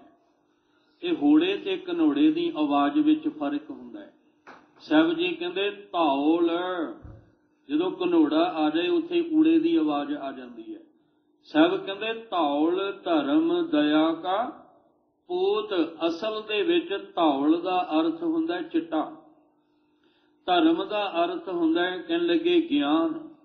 ਆਹ ਜਿਹੜਾ ਧਰਮ ਜਿਹੜਾ ਇਹ ਸੱਚ, ਸੱਚ ਦਾ ਗਿਆਨ। ਅਸਲ ਦੇ ਵਿੱਚ ਆਹ ਜਿਹੜੀ ਧਰਤੀ ਹੈ ਨਾ, ਇਸ ਧਰਤੀ ਨੂੰ ਉਸ ਮਾਲਕ ਦੇ ਗਿਆਨ ਨੇ ਸਹਾਰਾ ਦਿੱਤਾ ਹੋਇਆ ਹੈ। ਇਹ ਗਿਆਨ ਦਾ ਸਹਾਰਾ ਹੈ ਉਸ ਮਾਲਕ ਦੇ, ਜਿਹੜੀ ਧਰਤੀ ਨੂੰ ਸਾਜਿਆ ਹੈ। ਇਸ ਧਰਤੀ ਹੁਣ ਚਲੋ ਧਰਤੀ ਥੱਲੇ ਤਾਂ ਬਲਦ ਖਲੋਤਾ ਹੈ, ਆਸਮਾਨ ਥੱਲੇ ਕੌਣ ਖਲੋਤਾ ਹੈ? ਇਸ ਆਸਮਾਨ ਨੂੰ ਕਿਹਨੇ ਚੁੱਕਿਆ ਹੋਇਆ ਹੈ? ਉਹ ਤੇ ਆਪਾਂ ਦੇਖ ਪਾ ਰਹੇ ਹਾਂ ਨਾ, ਧਰਤੀ ਥੱਲੇ ਨਹੀਂ ਦਿਖ ਰਹੀ, ਪਰ ਆਸਮਾਨ ਤੇ ਸਾਨੂੰ ਦਿਸ ਰਿਹਾ ਹੈ। ਆਸਮਾਨ ਨੂੰ ਕਿਹੜੇ ਬਲਦ ਨੇ ਸਹਾਰਾ ਦਿੱਤਾ ਹੋਇਆ ਹੈ? ਉਹਨੂੰ ਕਿਹੜੀ ਥੰਬੀ ਲੱਗੀ ਹੈ ਜਾਂ ਉਹਨੂੰ ਕਿਹੜਾ ਸਹਾਰਾ ਸਪੋਰਟ ਹੈ? ਅਸੀਂ ਦੇਖ ਰਹੇ ਹਾਂ ਆਸਮਾਨ ਖਲੋਤਾ। ਕਿਉਂ? ਕਿਉਂਕਿ ਉਹ ਜਿਹੜਾ ਸੱਚ ਦਾ ਗਿਆਨ ਵਰਤ ਰਿਹਾ ਨਾ, ਉਸ ਗਿਆਨ ਦੇ ਆਸਰੇ ਹੀ ਇਹ ਟਿਕਿਆ ਹੋਇਆ ਹੈ। ਅਸੀਂ ਵੀ ਸਾਡਾ ਸਰੀਰ ਤੁਰਿਆ ਫਿਰਦਾ ਹੈ, ਸਾਹ ਲੈ ਰਹੇ ਹਾਂ। ਹੁਣ ਜਿਹੜਾ ਇਹ ਸਰੀਰ ਤੁਰਿਆ ਫਿਰਦਾ ਹੈ ਜਾਂ ਸਾਹ ਲੈ ਰਹੇ ਹਾਂ, ਇਹ ਕਿਹਦੇ ਆਸਰੇ ਲੈ ਰਹੇ ਹਾਂ? ਉਹ ਜਿਹੜਾ ਵਰਤ ਰਿਹਾ ਉਹਦੇ ਆਸਰੇ ਹੀ ਲੈ ਰਹੇ ਹਾਂ ਨਾ। ਬਸ ਉਹਨੂੰ ਮਹਿਸੂਸ ਕਰਨਾ। ਮਹਾਰਾਜ ਜੀ ਕਹਿੰਦੇ ਧਰਮ ਰੂਪੀ ਅਸਲ ਵਿੱਚ ਇੱਕ ਧੌਲ ਹੈ, ਜਿਹਨੂੰ ਅਸੀਂ ਮਰਿਆਦਾ ਕਹਿ ਸਕਦੇ ਹਾਂ, ਰੂਲ ਕਹਿ ਸਕਦੇ ਹਾਂ। ਉਹਨੇ ਇੱਕ ਸਿਸਟਮ ਬਣਾ ਦਿੱਤਾ ਕੁਦਰਤ ਨੂੰ ਸਾਜ ਕੇ। ਜਦੋਂ ਕੁਦਰਤ ਨੂੰ ਸਾਜ ਕੇ ਸਿਸਟਮ ਬਣਾਇਆ ਨਾ ਪਰਮੇਸ਼ਵਰ ਨੇ, ਉਹਦੇ ਇੱਕ ਬਣਾਈ ਹੋਈ ਮਰਿਆਦਾ ਦੇ ਵਿੱਚ ਹੀ ਇਹ ਧਰਤੀ ਜਿਹੜੀ ਹੈ ਇਹ ਟਿਕੀ ਹੋਈ ਹੈ। ਭਾਵ ਇਹ ਧਰਤੀ ਆਪਣਾ ਚੱਕਰ ਲਾ ਰਹੀ ਹੈ। ਸਾਰੀ ਕਾਇਨਾਤ ਹੀ ਜਿਹੜੀ ਹੈ ਉਹਦੇ ਆਸਰੇ ਤੇ ਹੈ। ਪਰ ਸਾਹਿਬ ਜੀ ਕਹਿੰਦੇ ਇਹ ਜਿਹੜਾ ਧਰਮ ਹੈ ਨਾ, ਇਹ ਦਇਆ ਕਾ ਪੂਤ, ਇਹ ਦਇਆ ਦਾ ਪੁੱਤਰ ਹੈ। ਜੇ ਦਇਆ ਨਹੀਂ ਤਾਂ ਧਰਮ ਵੀ ਨਹੀਂ। ਦੇਖੋ ਇਹੀ ਗੁਰੂ ਸਾਹਿਬ ਜੀ ਨੇ ਇੱਕ ਬਖਸ਼ਿਸ਼ ਵਰਤਾਈ। ਗੁਰੂ ਨਾਨਕ ਸਾਹਿਬ ਨੇ ਆਖਿਆ ਦਇਆ ਦਾ ਪੁੱਤਰ ਧਰਮ ਹੈ। ਜੇ ਦਇਆ ਨਹੀਂ ਹੋਏਗੀ ਤੇ ਧਰਮ ਵੀ ਨਹੀਂ ਹੋਏਗਾ। ਤੇ ਇਹੀ ਗੁਰੂ ਗੋਬਿੰਦ ਸਿੰਘ ਮਹਾਰਾਜ ਜੀ ਨੇ ਰਹਿਮਤ ਵਰਤਾਈ। ਸਾਹਿਬ ਕਹਿੰਦੇ ਪੰਜ ਪਿਆਰੇ ਖਾਲਸਾ ਪੰਥ ਦੇ ਰੂਪ ਵਿੱਚ ਸਾਜਣੇ ਆ, ਪਰ ਉਹਦੀ ਸਾਜਣਾ ਵੀ ਇਸ ਢੰਗ ਨਾਲ ਹੀ ਹੋਣੀ ਹੈ। ਪਹਿਲਾਂ ਦਇਆ ਹੈ, ਫਿਰ ਧਰਮ ਹੈ। ਜੇ ਤੁਸੀਂ ਕਾਮਯਾਬ ਹੋਣਾ ਚਾਹੁੰਦੇ ਹੋ, ਤੁਹਾਡੇ ਅੰਦਰ ਦਇਆ ਵਾਲਾ ਗੁਣ ਹੋਣਾ ਬੜਾ ਜ਼ਰੂਰੀ ਹੈ। ਦਇਆ ਦਾ ਮਤਲਬ ਹੁੰਦਾ ਹੈ ਵੰਡਣਾ, ਦੇਣਾ। ਤੇ ਦਇਆ ਉਹਦੇ ਅੰਦਰ ਹੋਏਗੀ ਜਿਹਦੇ ਅੰਦਰ ਸੰਤੋਖ ਹੋਏਗਾ। ਜਿਹਦੇ ਅੰਦਰ ਸੰਤੋਖ ਨਹੀਂ, ਉਹ ਕਦੇ ਅੰਦਰ ਉਹਦੇ ਦਇਆ ਨਹੀਂ ਹੁੰਦੀ। ਧਿਆਨ ਰੱਖਿਓ, ਸੰਤੋਖੀ ਅੰਦਰ ਹੀ ਦਇਆ ਹੁੰਦੀ ਹੈ। ਸੰਤੋਖ ਦਾ ਅਰਥ ਕੀ ਹੁੰਦਾ ਹੈ? ਜਿਹੜਾ ਆਪਣੇ ਆਪੇ ਨੂੰ ਨਹੀਂ ਦੇਖਦਾ, ਦੂਜਿਆਂ ਨੂੰ ਵੇਖ ਕੇ ਉਹਨਾਂ ਤੇ ਦਇਆ ਕਰ ਦਿੰਦਾ ਹੈ। ਜਿਹੜਾ ਦੂਜਿਆਂ ਨੂੰ ਭੁੱਖਾ ਵੇਖ ਕੇ ਉਹਦਾ ਪੇਟ ਭਰ ਦਿੰਦਾ ਹੈ, ਪਿਆਸੇ ਨੂੰ ਪਾਣੀ ਪਿਆ ਕੇ ਉਹਦੀ ਪਿਆਸ ਬੁਝਾ ਦਿੰਦਾ ਹੈ। ਦੁਖੀ ਕੋਈ ਹੋਵੇ ਉਹਦੇ ਦੁੱਖ ਨੂੰ ਵੰਡਾਉਣ ਦਾ ਯਤਨ ਕਰਦਾ ਹੈ, ਆਪਣੀ ਪਰਵਾਹ ਨਾ ਕਰਦਿਆਂ। ਇਹ ਹੈ ਸੰਤੋਖੀ, ਜਿਹਦੇ ਅੰਦਰ ਦਇਆ ਵਾਲਾ ਗੁਣ ਹੁੰਦਾ ਹੈ। ਤੇ ਜਿਹਦੇ ਵਿੱਚ ਦਇਆ ਵਾਲਾ ਗੁਣ ਹੋਵੇ ਨਾ, ਉਹ ਕਦੀ ਕਿਸੇ ਤੋਂ ਖੋਂਦਾ ਨਹੀਂ, ਉਹ ਕਿਸੇ ਨਾਲ ਧੱਕਾ ਨਹੀਂ ਕਰਦਾ, ਉਹ ਕਦੇ ਕਿਸੇ ਨਾਲ ਗਰੀਬ ਮਾਰ ਨਹੀਂ ਕਰਦਾ, ਕਦੇ ਵੀ ਉਹ ਕਿਸੇ ਦਾ ਹੱਕ ਨਹੀਂ ਖੋਂਦਾ। ਜਿਹਦੇ ਅੰਦਰ ਦਇਆ ਵਾਲਾ ਗੁਣ ਹੁੰਦਾ ਹੈ, ਜਿਹੜਾ ਦੂਜਿਆਂ ਦਾ ਹੱਕ ਖੋਵੇ, ਦੂਜਿਆਂ ਦਾ ਹੱਕ ਮਾਰੇ, ਗਰੀਬ ਮਾਰ ਕਰੇ, ਕਹਿੰਦੇ ਨੇ ਅਸਲ ਵਿੱਚ ਉਹਦੇ ਅੰਦਰ ਦਇਆ ਵਾਲਾ ਗੁਣ ਹੀ ਨਹੀਂ। ਤੇ ਦੂਜੀ ਗੱਲ, ਜਿਹਦੇ ਅੰਦਰ ਦਇਆ ਵਾਲਾ ਗੁਣ ਹੋਏਗਾ ਨਾ, ਉਹ ਇਹ ਨਹੀਂ ਦੇਖੇਗਾ ਵੀ ਇਹ ਮੈਨੂੰ ਜਾਣਦਾ ਹੈ ਜਾਂ ਨਹੀਂ ਜਾਣਦਾ। ਉਹ ਜਿਹੜਾ ਵੀ ਉਹਦੇ ਸਾਹਮਣੇ ਆਏਗਾ ਉਹਦੀ ਝੋਲੀ ਵਿੱਚ ਕੁਝ ਬਖਸ਼ਿਸ਼ ਪਾ ਦੇਗਾ। ਹੁਣ ਪਰਮੇਸ਼ਵਰ ਸਾਰਿਆਂ ਦੀ ਪਾਲਣਾ ਕਰ ਰਿਹਾ ਹੈ, ਉਹ ਪਾਲਣਾ ਉਹਦੀ ਵੀ ਕਰ ਰਿਹਾ ਜਿਹੜੇ ਉਹਨੂੰ ਨਹੀਂ ਧਿਆਰੇ, ਜਿਹੜੇ ਉਹਨੂੰ ਨਹੀਂ ਚੇਤੇ ਕਰਦੇ, ਨਹੀਂ ਉਹਦੇ ਨਾਮ ਨਾਲ ਜੁੜਦੇ, ਪਾਲਣਾ ਤੇ ਉਹਦੀ ਵੀ ਉਹ ਕਰ ਰਿਹਾ ਹੈ। ਪੇਟ ਤੇ ਉਹਨਾਂ ਦਾ ਵੀ ਉਹ ਭਰ ਰਿਹਾ ਹੈ, ਸਾਹ ਤੇ ਜੀਵਨ ਜਿਉਣ ਲਈ ਉਹਨਾਂ ਨੂੰ ਵੀ ਦੇ ਰਿਹਾ ਹੈ। ਤੇ ਜਿਹੜੇ ਉਹਦੀ ਬੰਦਗੀ ਕਰਦੇ ਆ, ਪਾਲਣਾ ਤੇ ਉਹਨਾਂ ਦੀ ਵੀ ਕਰ ਰਿਹਾ ਹੈ। ਇਹ ਦਇਆ ਵਾਲਾ ਸਭ ਤੋਂ ਵੱਡਾ ਗੁਣ ਸੀ। ਅਸੀਂ ਕੀ ਕੀਤਾ? ਅਸੀਂ ਇੱਕ ਗਰੀਬ ਨੂੰ ਬਿਠਾ ਕੇ ਨਾ ਕੋਲ, ਤੇ ਇੱਕ ਛੋਟਾ ਜਿਹਾ ਇੱਕ ਪੈਕਟ, ਛੋਟਾ ਜਿਹਾ ਪੈਕਟ ਉਹਦੇ ਹੱਥ ਵਿੱਚ ਪਕੜਾ ਕੇ ਤੇ ਮਗਰ 20 ਜਣੇ ਖਲੋ ਕੇ ਤੇ ਅਸੀਂ ਦਇਆ ਦਾ ਗੁਣ ਪ੍ਰਗਟ ਕਰਕੇ ਦਿਖਾਉਂਦੇ ਹਾਂ ਵੀ ਦੇਖੋ ਸਾਨੂੰ ਕਿੰਨੀ ਦਇਆ ਆ ਗਈ। ਅਸਲ ਵਿੱਚ ਉਹ ਅਸੀਂ ਦਇਆ ਵਾਲਾ ਗੁਣ ਪ੍ਰਗਟ ਨਹੀਂ ਕਰ ਰਹੇ, ਅਸੀਂ ਉਹਦੀ ਗਰੀਬੀ ਨੂੰ ਪ੍ਰਗਟ ਕਰ ਰਹੇ ਹਾਂ। ਉਹ ਵੀ ਸੋਚਦਾ ਹੋਏਗਾ ਵੀ ਪੈਕਟ ਇੱਕ ਛੋਟਾ ਜਿਹਾ ਤੇ ਬੰਦੇ ਮੇਰੇ ਮਗਰ 20 ਖਲੋਤੇ ਆ, ਅਸਲ ਦੇ ਵਿੱਚ ਇਹ ਮੇਰੇ ਉੱਤੇ ਦਇਆ ਕਰ ਰਹੇ ਆ ਜਾਂ ਮੇਰੀ ਗਰੀਬੀ ਨੂੰ ਪ੍ਰਗਟ ਕਰ ਰਹੇ ਆ। ਇਸ ਗੱਲ ਨੂੰ ਸਮਝਣਾ ਪਏਗਾ ਸਾਨੂੰ। ਇਸ ਲਈ ਸਾਹਿਬ ਜੀ ਕਹਿੰਦੇ ਆ ਜਿਹੜਾ ਧੌਲ ਇਹ ਕੋਈ ਬਲਦ ਨਹੀਂ, ਇਹ ਉਹਦਾ ਧਰਮ ਰੂਪੀ, ਇੱਕ ਮਰਿਆਦਾ ਰੂਪੀ, ਸਿਸਟਮ ਰੂਪੀ, ਨਿਯਮ ਦੇ ਰੂਪ ਦੇ ਵਿੱਚ ਜੋ ਉਹਨੇ ਇਸ ਕੁਦਰਤ ਨੂੰ ਸਾਜਿਆ ਹੈ, ਉਹਦੇ ਵਿੱਚ ਧਰਮ ਰੂਪੀ ਧਵਲ ਹੈ। ਔਰ ਦਇਆ ਵਾਲਾ ਗੁਣ ਉਹਦੇ ਮਾਲਕ ਦੇ ਵਿੱਚ ਹੈ। ਉਹਨੇ ਦਇਆ ਵਿੱਚੋਂ ਹੀ ਇਸ ਧਰਮ ਨੂੰ ਪੈਦਾ ਕੀਤਾ ਹੈ। ਸਤਿਗੁਰੂ ਗੁਰੂ ਨਾਨਕ ਸਾਹਿਬ ਜੀ ਦੁਨੀਆ ਨੂੰ ਸਮਝਾ ਰਹੇ ਨੇ ਕਿ ਤੁਸੀਂ ਕਿਸੇ ਬਾਹਰ ਦੇ ਬਲਦ ਦਾ ਸੀਨ ਲੈ ਕੇ ਆਪਣੇ ਦਿਮਾਗ ਵਿੱਚ ਨਾ ਬਿਠਾ ਲਿਓ। ਅਸਲ ਵਿੱਚ ਉਸ ਕਰਤੇ ਨੇ ਕੁਦਰਤ ਨੂੰ ਹੀ ਇਸ ਤਰ੍ਹਾਂ ਸਾਜਿਆ। ਧੌਲ ਧਰਮ ਦਇਆ ਕਾ ਪੂਤ, ਧਰਮ ਰੂਪੀ ਧਵਲ ਹੈ ਔਰ ਦਇਆ ਦਾ ਉਹ ਪੁੱਤਰ ਹੈ। ਸੰਤੋਖ ਥਾਪ ਰੱਖਿਆ ਜਿਨ ਸੂਤ, ਪੂਰੀ ਕੁਦਰਤ ਨੂੰ ਸਾਜ ਕੇ ਦਇਆ ਦੇ ਵਿੱਚੋਂ ਦੀ ਧਰਮ ਨੂੰ ਪ੍ਰਗਟ ਕਰਕੇ ਉਸ ਕਰਤੇ ਨੇ ਫਿਰ ਸਾਰਾ ਕੁਝ ਕੀ ਕੀਤਾ? ਸੰਤੋਖ ਦੇ ਸੂਤ ਵਿੱਚ, ਸੂਤ ਦਾ ਅਰਥ ਹੁੰਦਾ ਹੁਕਮ ਦੇ ਵਿੱਚ, ਉਹਨੇ ਫਿਰ ਸੰਤੋਖ ਦੇ ਹੁਕਮ ਦੇ ਵਿੱਚ ਸਾਰਿਆਂ ਨੂੰ ਹੀ ਪਰੋ ਦਿੱਤਾ। ਸੰਤੋਖ ਥਾਪ ਰੱਖਿਆ ਜਿਨ ਸੂਤ, ਜਿਸ ਨੇ ਆਪਣੇ ਹੁਕਮ ਰੂਪੀ ਸੂਤਰ ਦੇ ਵਿੱਚ ਸਾਰਿਆਂ ਨੂੰ ਸੰਤੋਖ ਦੇ ਵਿੱਚ ਕਹਿਣ ਲੱਗੇ ਥਾਪ ਦਿੱਤਾ। ਹਾਂ, ਜਿਹੜੇ ਉਹਦੇ ਹੁਕਮ ਤੋਂ ਬਾਹਰ ਹੋਣ ਦੀ ਕੋਸ਼ਿਸ਼ ਕਰਨਗੇ ਉਹਨਾਂ ਦੇ ਅੰਦਰ ਸੰਤੋਖ ਨਹੀਂ ਰਹੇਗਾ, ਸਬਰ ਨਹੀਂ ਰਹੇਗਾ। ਤੇ ਜਦੋਂ ਉਹਨਾਂ ਅੰਦਰ ਸਬਰ ਸੰਤੋਖ ਨਾ ਰਿਹਾ ਤੇ ਫਿਰ ਲੋਭ ਤੇ ਲਾਲਚ ਆ ਜਾਏ, ਕਿਉਂਕਿ ਜੇ ਅੰਦਰੋਂ ਗੁਣ ਜਾਏਗਾ ਤੇ ਅਵਗੁਣ ਆਏਗਾ, ਜੇ ਅਵਗੁਣ ਜਾਏਗਾ ਤੇ ਗੁਣ ਆਏਗਾ। ਜੇ ਅਸੀਂ ਜ਼ਹਿਰ ਨੂੰ ਛੱਡਾਂਗੇ ਤੇ ਅੰਮ੍ਰਿਤ ਦਾ ਅਸੀਂ ਪਿਆਲਾ ਜਿਹੜਾ ਉਹ ਆਪਣੇ ਮੂੰਹ ਨੂੰ ਲਾਵਾਂਗੇ, ਤੇ ਜੇ ਅਸੀਂ ਅੰਮ੍ਰਿਤ ਨੂੰ ਛੱਡਾਂਗੇ ਤੇ ਜ਼ਹਿਰ ਨੂੰ ਮੂੰਹ ਲਾਵਾਂਗੇ। ਸੁਭਾਵਕ ਹੈ, ਜੇ ਚੰਗੀ ਸੰਗਤ ਛੱਡੋਗੇ ਮਾੜੀ ਸੰਗਤ 'ਚ ਜਾਓਗੇ, ਜੇ ਮਾੜੀ ਛੱਡੋਗੇ ਤੇ ਚੰਗੀ ਸੰਗਤ ਵਿੱਚ ਆਓਗੇ। ਜੇ ਝੂਠ ਛੱਡੋਗੇ ਤੇ ਸੱਚ, ਜੇ ਸੱਚ ਛੱਡੋਗੇ ਤੇ ਝੂਠ। ਕਹਿੰਦੇ ਨੇ ਉਸ ਮਾਲਕ ਨੇ ਇਹ ਸਾਰੇ ਸੰਸਾਰ ਨੂੰ ਆਪਣੇ ਹੁਕਮ ਦੇ ਸੂਤ ਵਿੱਚ ਸੰਤੋਖ ਜਿਹੜਾ ਸੀ ਸਬਰ ਰੱਖ ਕੇ ਆਪਣੇ ਹੁਕਮ ਦੇ ਵਿੱਚ ਕੁਦਰਤ ਨੂੰ ਸਾਜ ਕੇ ਚਲਾਇਆ। ਪਰ ਕਿਸੇ ਨੇ ਕੋਸ਼ਿਸ਼ ਕੀਤੀ, ਆਪਣ ਭਾਣੈ ਜੋ ਚੱਲੈ ਭਾਈ ਵਿਛੜ ਚੋਟਾ। ਜਿਹੜਾ ਆਪਣ ਭਾਣੈ, ਜਿਹੜਾ ਕਹਿੰਦਾ ਮੈਂ ਨਹੀਂ ਉਹਦੇ ਹੁਕਮ ਵਿੱਚ ਤੁਰਨਾ, ਮੈਂ ਨਹੀਂ ਉਹਦੀ ਮਰਿਆਦਾ ਵਿੱਚ ਤੁਰਨਾ, ਮੈਂ ਤੇ ਉਹਦੀ ਮਰਿਆਦਾ ਤੋਂ ਬਾਹਰ, ਹੁਕਮ ਤੋਂ ਬਾਹਰ ਹੋ ਕੇ ਤੁਰਨਾ। ਤੇ ਸਾਹਿਬ ਕਹਿੰਦੇ ਫਿਰ ਤੂੰ ਸਬਰ ਵਾਲਾ ਨਹੀਂ, ਸੰਤੋਖੀ ਨਹੀਂ, ਫਿਰ ਤੂੰ ਲੋਭ ਤੇ ਲਾਲਚ ਦੇ ਵਸ ਪੈ ਜਾਏਗਾ। ਫਿਰ ਸੱਚ ਜਾਣੀ ਤੂੰ ਪੁੰਨ ਨਹੀਂ, ਫਿਰ ਤੂੰ ਪਾਪ ਕਮਾਉਣ ਲੱਗ ਜਾਏਗਾ। ਫਿਰ ਤੇਰੇ ਜੀਵਨ ਵਿੱਚ ਠੋਕਰਾਂ ਨੇ, ਫਿਰ ਤੇਰੇ ਜੀਵਨ ਵਿੱਚ ਰੁਕਾਵਟਾਂ ਨੇ, ਫਿਰ ਤੇਰੇ ਜੀਵਨ ਵਿੱਚ ਕਈ ਪ੍ਰਕਾਰ ਦੇ ਦੁੱਖ ਨੇ। ਪਰ ਉਸ ਮਾਲਕ ਨੇ ਤਾਂ ਆਪਣੇ ਵੱਲੋਂ ਸਾਰੀ ਸ੍ਰਿਸ਼ਟੀ ਨੂੰ ਇਹ ਕਹਿੰਦੇ ਆਪਣੇ ਹੁਕਮ ਦੇ ਸੂਤਰ ਦੇ ਵਿੱਚ ਪਰੋ ਕੇ ਹੀ ਇਹ ਸ੍ਰਿਸ਼ਟੀ ਦੀ ਰਚਨਾ ਕੀਤੀ ਹੈ। ਜੇ ਕੋ ਬੁੱਝੈ ਹੋਵੈ ਸਤਿਆਰ। ਹੁਣ ਇਸ ਪੌੜੀ ਨੂੰ ਆਪਾਂ ਬੜੇ ਧਿਆਨ ਨਾਲ ਸਮਝ ਕੇ ਚੱਲਣਾ। ਜੇ ਪਹਿਲਾਂ ਗੁਰੂ ਨਾਨਕ ਸਾਹਿਬ ਨੇ ਪੰਜ ਪਰਵਾਨ ਦੀ ਗੱਲ ਕੀਤੀ ਤਾਂ ਇੱਕ ਥਾਂ ਤੇ ਆ ਕੇ ਕਹਿੰਦੇ ਜੇ ਕੋ ਕਹੈ ਕਰੇ ਵਿਚਾਰ। ਜੇ ਕੋਈ ਇੱਥੇ ਆਪਣੀ ਮੱਤ ਦੇਣਾ ਚਾਹੁੰਦਾ ਤੇ ਬੈਠ ਕੇ ਵਿਚਾਰ ਕਰ ਲੈ। ਅੱਗੇ ਫਿਰ ਨਿਰੰਕਾਰ ਦੀ ਗੱਲ ਚੱਲੀ ਕਿ ਉਸ ਕਰਤੇ ਨੇ ਜੋ ਵੀ ਕੁਝ ਇਸ ਸੰਸਾਰ ਵਿੱਚ ਕੀਤਾ ਹੈ ਬੇਸ਼ੁਮਾਰ ਹੈ, ਉਹਦਾ ਅੰਤ ਨਹੀਂ ਹੈ। ਉਹਨੇ ਧਵਲ ਰੂਪੀ ਧਰਮ ਜਿਹੜਾ ਸੀ ਬਣਾ ਕੇ, ਦਇਆ ਰੂਪੀ ਪੁੱਤਰ ਬਣਾ ਕੇ, ਧਰਮ ਨੂੰ ਨਾਲ ਜੋੜ ਕੇ ਸੰਤੋਖ ਦੇ ਵਿੱਚ ਥਾਪ ਕੇ ਉਹਨੇ ਆਪਣੇ ਹੁਕਮ ਦਾ ਸੂਤਰ ਜਿਹੜਾ ਸੀ ਉਹਦੇ ਵਿੱਚ ਲਿਆ ਕੇ ਸਭਨਾਂ ਨੂੰ ਰਚ ਦਿੱਤਾ, ਬਣਾ ਦਿੱਤਾ। ਸਾਹਿਬ ਕਹਿੰਦੇ ਜੇ ਕੋ ਬੁੱਝ ਹੈ, ਇਸ ਗੱਲ ਨੂੰ ਜਿਹੜਾ ਬੁੱਝ ਲਏਗਾ, ਇਸ ਗੱਲ ਨੂੰ ਜਿਹੜਾ ਸਮਝ ਲਏਗਾ, ਫਿਰ ਆਪਾਂ ਵਾਪਸ ਉੱਥੇ ਹੀ ਆ ਜਾਵਾਂਗੇ ਜਿੱਥੇ ਅਸੀਂ ਕਿਹਾ ਸੀ ਕਿਮ ਸਚਿਆਰਾ ਹੋਈਐ ਕਿਮ ਕੂੜੈ ਟੁੱਟੈ ਪਾਲ। ਉਹ ਗੱਲਾਂ ਗੁਰੂ ਸਾਹਿਬ ਨਾਲ ਨਾਲ ਕਲੀਅਰ ਕਰਦੇ ਜਾਂਦੇ ਨੇ।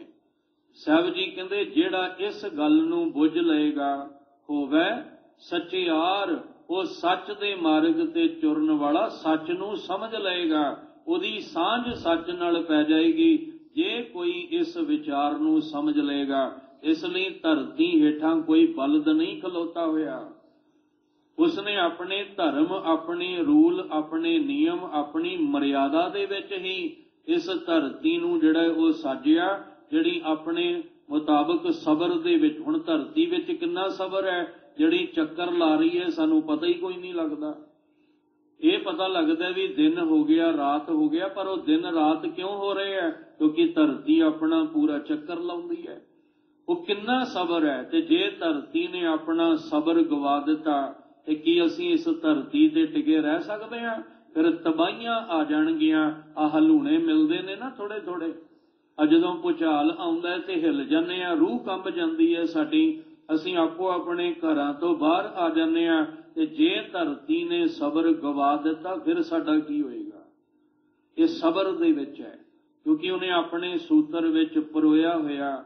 ਸਾਹਿਬ ਕਹਿੰਦੇ ਜਿਹੜਾ ਇਸ ਗੱਲ ਨੂੰ ਬੁੱਝ ਲਏਗਾ ਉਹ ਸਚਿਆਰ ਹੋ ਜਾਏਗਾ, ਉਹਦੀ ਸਾਂਝ ਸੱਚ ਨਾਲ ਪੈ ਜਾਏਗੀ, ਉਹ ਕਰਤੇ ਦੇ ਨਾਲ ਜੁੜ ਜਾਵੇਗਾ। ਤਵਲੇ ਉੱਪਰ ਕੀਤਾ ਪਾਰ।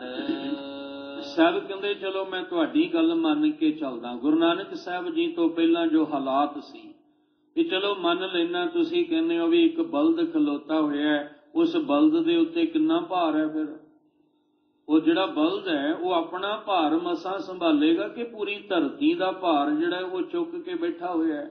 ਇਸ ਲਈ ਸਾਹਿਬ ਕਹਿੰਦੇ ਤੁਹਾਨੂੰ ਪਤਾ ਹੈ ਇਸ ਬਲਦ ਰੂਪੀ ਧਵਲ ਦੇ ਉੱਪਰ ਕਿੰਨਾ ਭਾਰ ਹੈ? ਧਰਤੀ ਹੋਰ ਪਰੈ ਹੋਰ ਹੋਰ।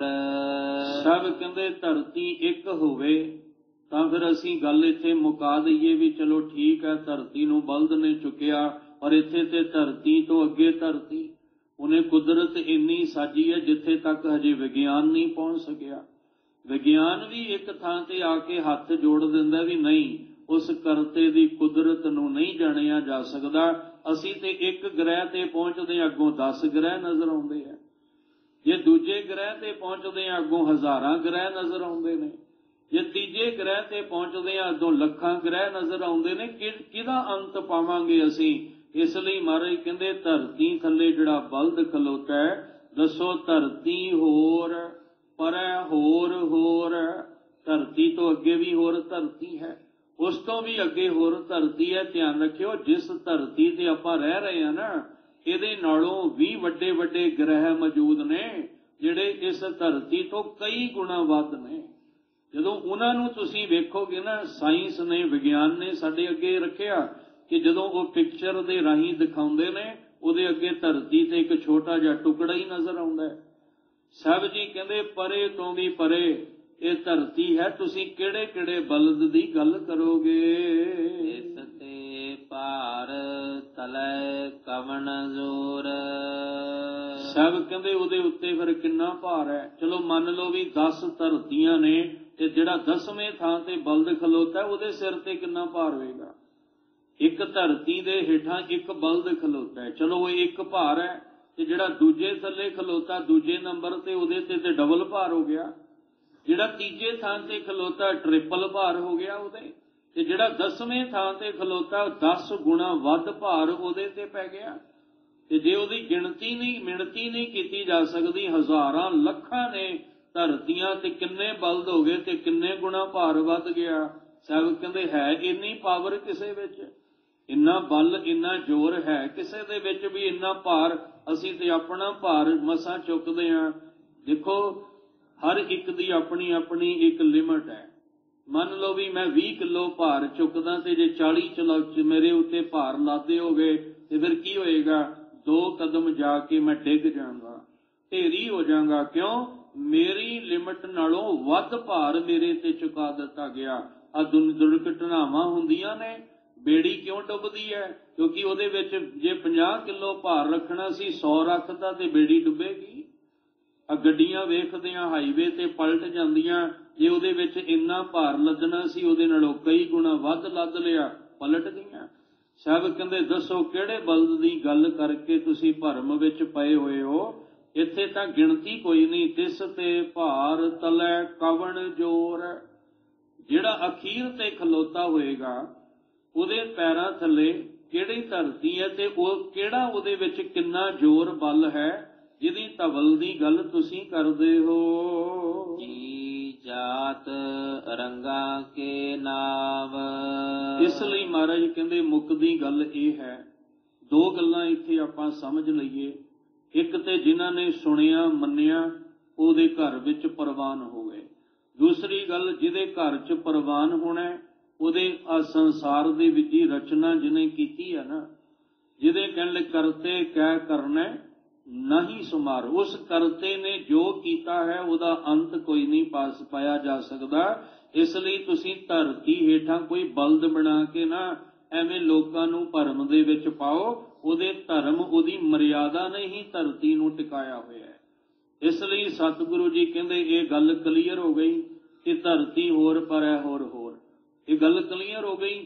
ਹੁਣ ਆ ਜਾਈਏ ਵੀ ਜਿੰਨੇ ਜੀਵ ਉਸ ਸੰਸਾਰ ਨੇ ਪੈਦਾ ਕੀਤੇ ਨੇ, ਇਹਨਾਂ ਸਾਰਿਆਂ ਦੀ ਆਪਣੀ ਆਪਣੀ ਇੱਕ ਜਾਤੀ ਹੈ। ਜਦੋਂ ਤੁਸੀਂ ਗੁਰਬਾਣੀ ਦਾ ਪਾਠ ਕਰੋ ਤੇ ਧਿਆਨ ਲਾ ਕੇ ਪੜ੍ਹਿਓ, ਜੀ ਜਾਤ, ਜਾਤ ਦੇ ਤੱਤੇ ਨੂੰ ਸਿਹਾਰੀ ਜਾਤੀ, ਜੀ ਦੇ ਨਾਲ ਐੜਾ ਲੱਗਾ ਹੋਇਆ ਹੈ, ਬਹੁਵਚਨ ਹੈ। ਕਹਿੰਦੇ ਆ ਜਿੰਨੇ ਵੀ ਜੀਵ ਨੇ, ਜੀ ਕੌਣ ਹੈ? ਸਾਡੇ ਅੰਦਰ ਦਾ ਜਿਹੜਾ ਅੰਦਰ ਆਤਮਿਕ ਜੀਵ ਹੈ। ਜਿਉ ਪਾਏ ਪਿੰਡ ਜਿਨ ਸਾਜਿਆ। ਆ ਜਿੰਨੇ ਵੀ ਜੀਵ ਨੇ ਉਹਦਾ ਕੋਈ ਨਾਮ ਨਹੀਂ। ਕਿਸੇ ਨੇ ਕਦੀ ਆਤਮਾ ਦਾ ਨਾਮ ਰੱਖਿਆ? ਸਾਡੇ ਅੰਦਰ ਦੇ ਜੀਵ ਦਾ ਕੋਈ ਨਾਮ ਨਹੀਂ ਹੈ। ਔਰ ਜਿਸ ਪਰਮੇਸ਼ਵਰ ਨਾਲ ਜੁੜਨਾ ਉਹਦਾ ਵੀ ਆਪਣਾ ਕੋਈ ਨਾਮ ਨਹੀਂ ਹੈ। ਜਿੰਨੇ ਵੀ ਪਰਮੇਸ਼ਵਰ ਦੇ ਨਾਮ ਨੇ ਉਹਦੀ ਕਿਰਤ ਨੂੰ ਵੇਖ ਕੇ ਨੇ, ਉਹਦੇ ਗੁਣ ਵੇਖ ਕੇ ਹੈ। ਜੋ ਜੋ ਕੁਦਰਤ ਵਿੱਚ ਵਰਤਦਾ ਵੇਖ ਰਹੇ ਆ ਨਾ, ਇਹ ਸਭ ਵੇਖ ਵੇਖ ਕੇ ਹੀ ਉਹਦੇ ਨਾਮ ਰੱਖ ਦਿੱਤੇ। ਉਹ ਸਾਰਿਆਂ ਨੂੰ ਪਾਲਣ ਵਾਲਾ ਗੋਪਾਲ ਹੈ, ਉਹ ਸਾਰਿਆਂ ਨੂੰ ਸੰਭਾਲਣ ਵਾਲਾ ਗੋਬਿੰਦ ਹੈ, ਉਹ ਸਾਰਿਆਂ ਦੇ ਵਿੱਚ ਰਮਿਆ ਹੋਇਆ ਰਾਮ ਹੈ। ਇਸ ਤਰ੍ਹਾਂ ਉਹਦੇ ਨਾਮ ਪਰਮੇਸ਼ਵਰ ਦੇ ਰੱਖ ਦਿੱਤੇ, ਪਰ ਉਹਦਾ ਆਪਣਾ ਕੋਈ ਨਾਮ ਨਹੀਂ ਹੈ। ਜਿਹੜਾ ਸਾਡੇ ਅੰਦਰ ਜੀਵ ਬੈਠਾ ਨਾ, ਉਹਦਾ ਕੋਈ ਨਾਮ ਨਹੀਂ ਹੈ। ਆ ਸਰੀਰ ਦੇ ਨਾਮ ਅਸੀਂ ਰੱਖੇ ਨੇ। ਜਿਹੜੀ ਜਿਹੜੀ ਜਾਤਾਂ ਵਿੱਚ ਅਸੀਂ ਆਏ ਹਾਂ, ਇੱਥੇ ਵੀ ਸਾਨੂੰ ਉਲਝਾ ਕੇ ਰੱਖ ਦਿੱਤਾ। ਅਸੀਂ ਆਪਣੀ ਜਾਤੀ ਨੂੰ ਨਾ ਸਮਝ ਸਕੀਏ, ਸਾਨੂੰ ਜਾਤਾਂ ਵਿੱਚ ਵੰਡ ਦਿੱਤਾ। ਤੁਸੀਂ ਖੱਤਰੀ, ਬ੍ਰਾਹਮਣ, ਸ਼ੂਦ, ਵੈਸ਼, ਆ ਬਰਾਦਰੀਆਂ, ਜਾਤ ਪਾਤ, ਬਸ ਇਹਨਾਂ ਵਿੱਚ ਹੀ ਉਲਝ ਕੇ ਰਹਿ ਜਿਓ। ਆਪਣੀ ਅਸਲ ਜਾਤੀ ਨੂੰ ਨਾ ਕਦੇ ਪਛਾਣਿਓ, ਕਿਉਂਕਿ ਜੇ ਤੁਹਾਨੂੰ ਆਪਣੀ ਅਸਲ ਜਾਤੀ ਦੀ ਪਛਾਣ ਹੋ ਗਈ ਨਾ, ਫਿਰ ਤੁਸੀਂ ਕਰਤੇ ਨਾਲ ਜੁੜੋਗੇ। ਕਿਉਂ? ਕਿਉਂਕਿ ਤੁਹਾਨੂੰ ਪਤਾ ਹੈ ਕਿ ਜਿਹੜੀ ਜਾਤੀ ਵਿੱਚ ਮੈਂ ਆਇਆ, ਇਹ ਗੋਬਿੰਦ ਮਿਲਣ ਕੀ ਇਹ ਤੇਰੀ ਵਰੀਆ। ਪਰ ਸਾਨੂੰ ਇੱਥੇ ਤੱਕ ਤੇ ਪਹੁੰਚਣ ਹੀ ਨਹੀਂ ਦਿੱਤਾ। ਸਾਨੂੰ ਆਖਿਆ ਤੂੰ ਖੱਤਰੀ ਹੈ, ਤੂੰ ਸ਼ੂਦਰ ਹੈ, ਤੂੰ ਬ੍ਰਾਹਮਣ ਹੈ, ਤੂੰ ਵੈਸ਼ ਹੈ, ਤੂੰ ਫਲਾਣੇ ਖਾਨਦਾਨ ਚੋਂ ਹੈ, ਤੂੰ ਫਲਾਣੀ ਬਰਾਦਰੀ ਚੋਂ ਹੈ, ਤੂੰ ਫਲਾਣੀ ਗੋਤ ਦਾ ਹੈ। ਬਸ ਇਹਨਾਂ ਵਿੱਚ ਹੀ ਉਲਝਾ ਦਿੱਤਾ। ਜਿਹੜੀ ਅਸਲੀ ਜਾਤੀ ਸੀ ਉੱਥੇ ਤੱਕ ਤੇ ਆਉਣ ਹੀ ਕੋਈ ਨਹੀਂ ਦਿੱਤਾ। ਅਸੀਂ ਹਜੇ ਬਾਹਰੋਂ ਹੀ ਉਲਝੇ ਪਏ ਹਾਂ, ਅੰਦਰ ਦੀਆਂ ਉਲਝਣਾਂ ਕਦੋਂ ਸੁਲਝਾਵਾਂਗੇ? ਸਾਡਾ ਗੁਰੂ ਘਰ ਵਿੱਚ ਆਉਣ ਦਾ ਮਕਸਦ ਸੀ ਕਿ ਅਸੀਂ ਆਤਮਿਕ ਜੀਵ ਕਰਕੇ ਸਫਲ ਹੋ ਜਾਈਏ, ਪਰ ਉਲਝਾਇਆ ਹੀ ਸਰੀਰ ਕਰਕੇ ਇੰਨਾ ਗਿਆ ਕਿ ਅਸੀਂ ਸਰੀਰ ਕਰਕੇ ਆਏ ਤੇ ਸਰੀਰ ਕਰਕੇ ਚਲੇ ਗਏ। ਪਰ ਜਿਹੜੀ ਗੁਰਬਾਣੀ ਸੀ ਨਾ, ਇਹ ਸਾਡੇ ਆਤਮਿਕ ਮੰਡਲ ਵਾਸਤੇ ਸੀ, ਜਿਹਨੂੰ ਅਸੀਂ ਸਰੀਰਕ ਤਲ ਉੱਤੇ ਸਮਝ ਕੇ ਇਹਦੇ ਤੱਕ ਸੀਮਤ ਕਰ ਲਿਆ।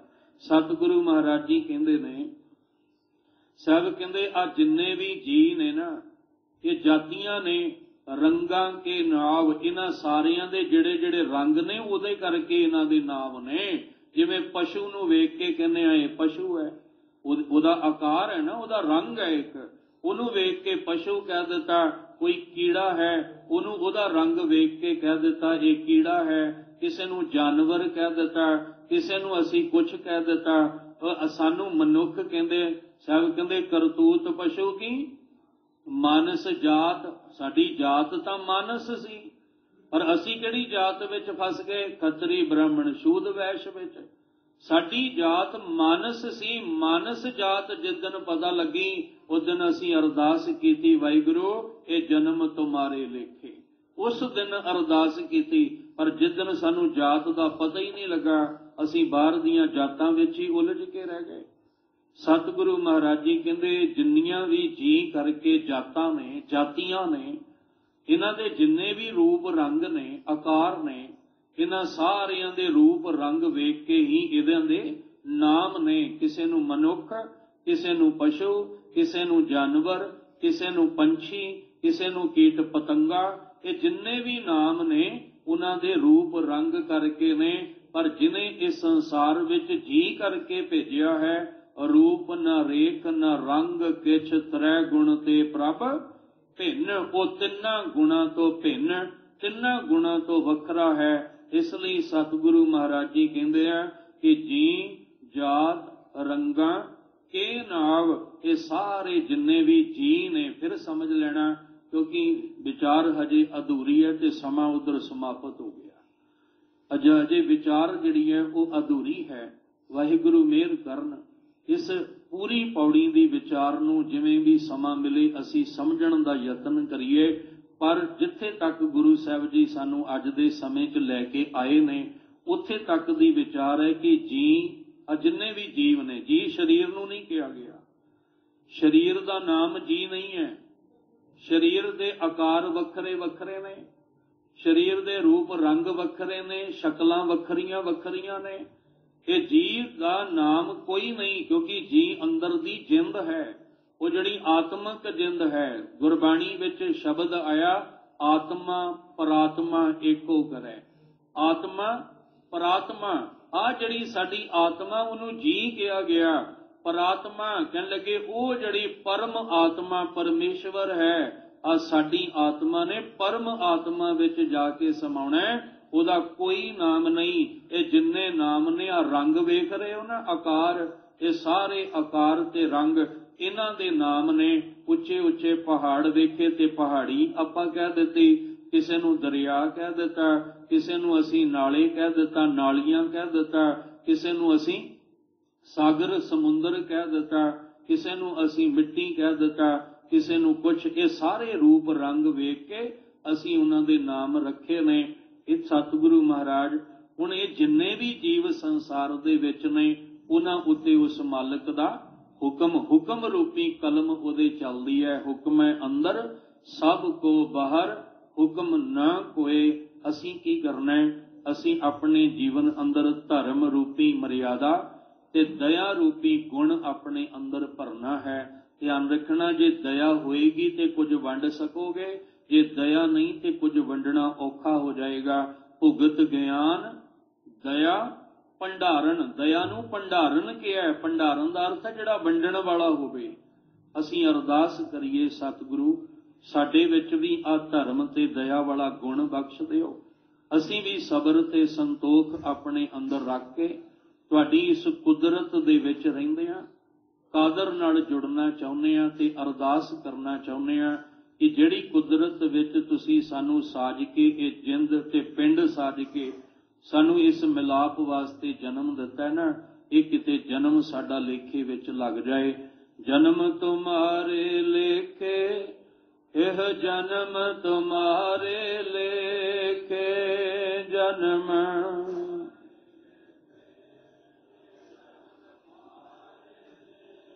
बहुत जन्म बिछरे थे माधो, बहुत जन्म बिछरे थे माधो।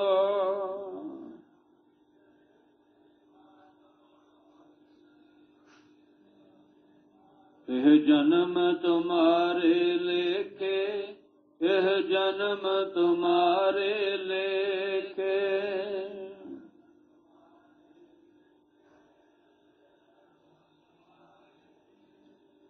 कह रविदास आस लग जीवा, कह रविदास आस लग जीवा।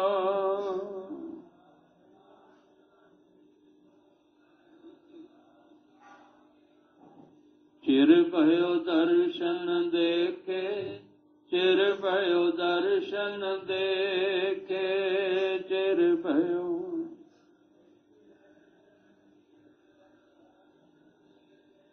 यह जन्म तुम्हारे लेखे, यह जन्म तुम्हारे लेखे।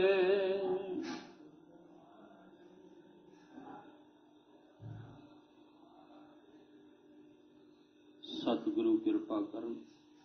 इस 16वीं पौड़ी की विचार इत्थों तक ही आप जी ने प्रवान कर लेनी। यतन ते कीता सी कि सतगुरु जी पूरी पौड़ी की विचार करवा लैन, पर समय का पता ही नहीं लगा समाप्त कदों हो गया। जिन्नी को विचार सतगुरु ने करवाई आप जी ने प्रवान कर लेनी। बेअंत भुलां दी खिमा। सबना नूं वाहिगुरु जी चढ़दी कलां वाला जीवन बख्शण। धर्म, दया, संतोख ये गुण सानू सतगुरु जी बख्शण, जिहदे नाल लोक सुखी है, परलोक सुहेले नानक हर प्रभ आपे मिले जीवन बन सके। एक बेनती है, समय के अनुसार जो शामां दे दीवान ने सोधर रहरा साहब जी के पाठ के समय विच तब्दीली की गई है। कल शाम तो जो 6 बजे सोधर की बाणी ਦਾ ਪਾਠ ਆਰੰਭ ਹੁੰਦਾ ਹੈ, ਉਹ ਕੱਲ ਸ਼ਾਮ ਤੋਂ 6:15 ਵਜੇ ਸੋਦਰ ਰਹਿਰਾਸ ਸਾਹਿਬ ਜੀ ਦਾ ਪਾਠ ਦੀ ਆਰੰਭਤਾ ਹੋਵੇਗੀ। ਆਪ ਜੀ ਸਮਾਂ ਨੋਟ ਕਰ ਲਓ। ਅੱਜ ਦੇ ਪਾਵਨ ਬਚਨ ਗੁਰੂ ਨਾਨਕ ਸਾਹਿਬ ਜੀ ਦੇ ਆਪਣੇ ਹਿਰਦੇ ਅੰਦਰ ਵਸਾ ਲਈਏ ਜੀ। ਜੇ ਕੋ ਬੁਝੈ ਹੋਵੈ ਸਚਿਆਰ, ਤਵ ਲੈ ਉਪਰ ਕੀਤਾ ਭਾਰ। ਧਰਤੀ ਹੋਰ ਪਰੈ ਹੋਰ ਹੋਰ, ਤਿਸ ਤੇ ਭਾਰ ਤਲੈ ਕਵਣ ਜੋਰ। ਵਾਹਿਗੁਰੂ ਜੀ ਕਾ ਖਾਲਸਾ, ਵਾਹਿਗੁਰੂ ਜੀ ਕੀ ਫਤਿਹ।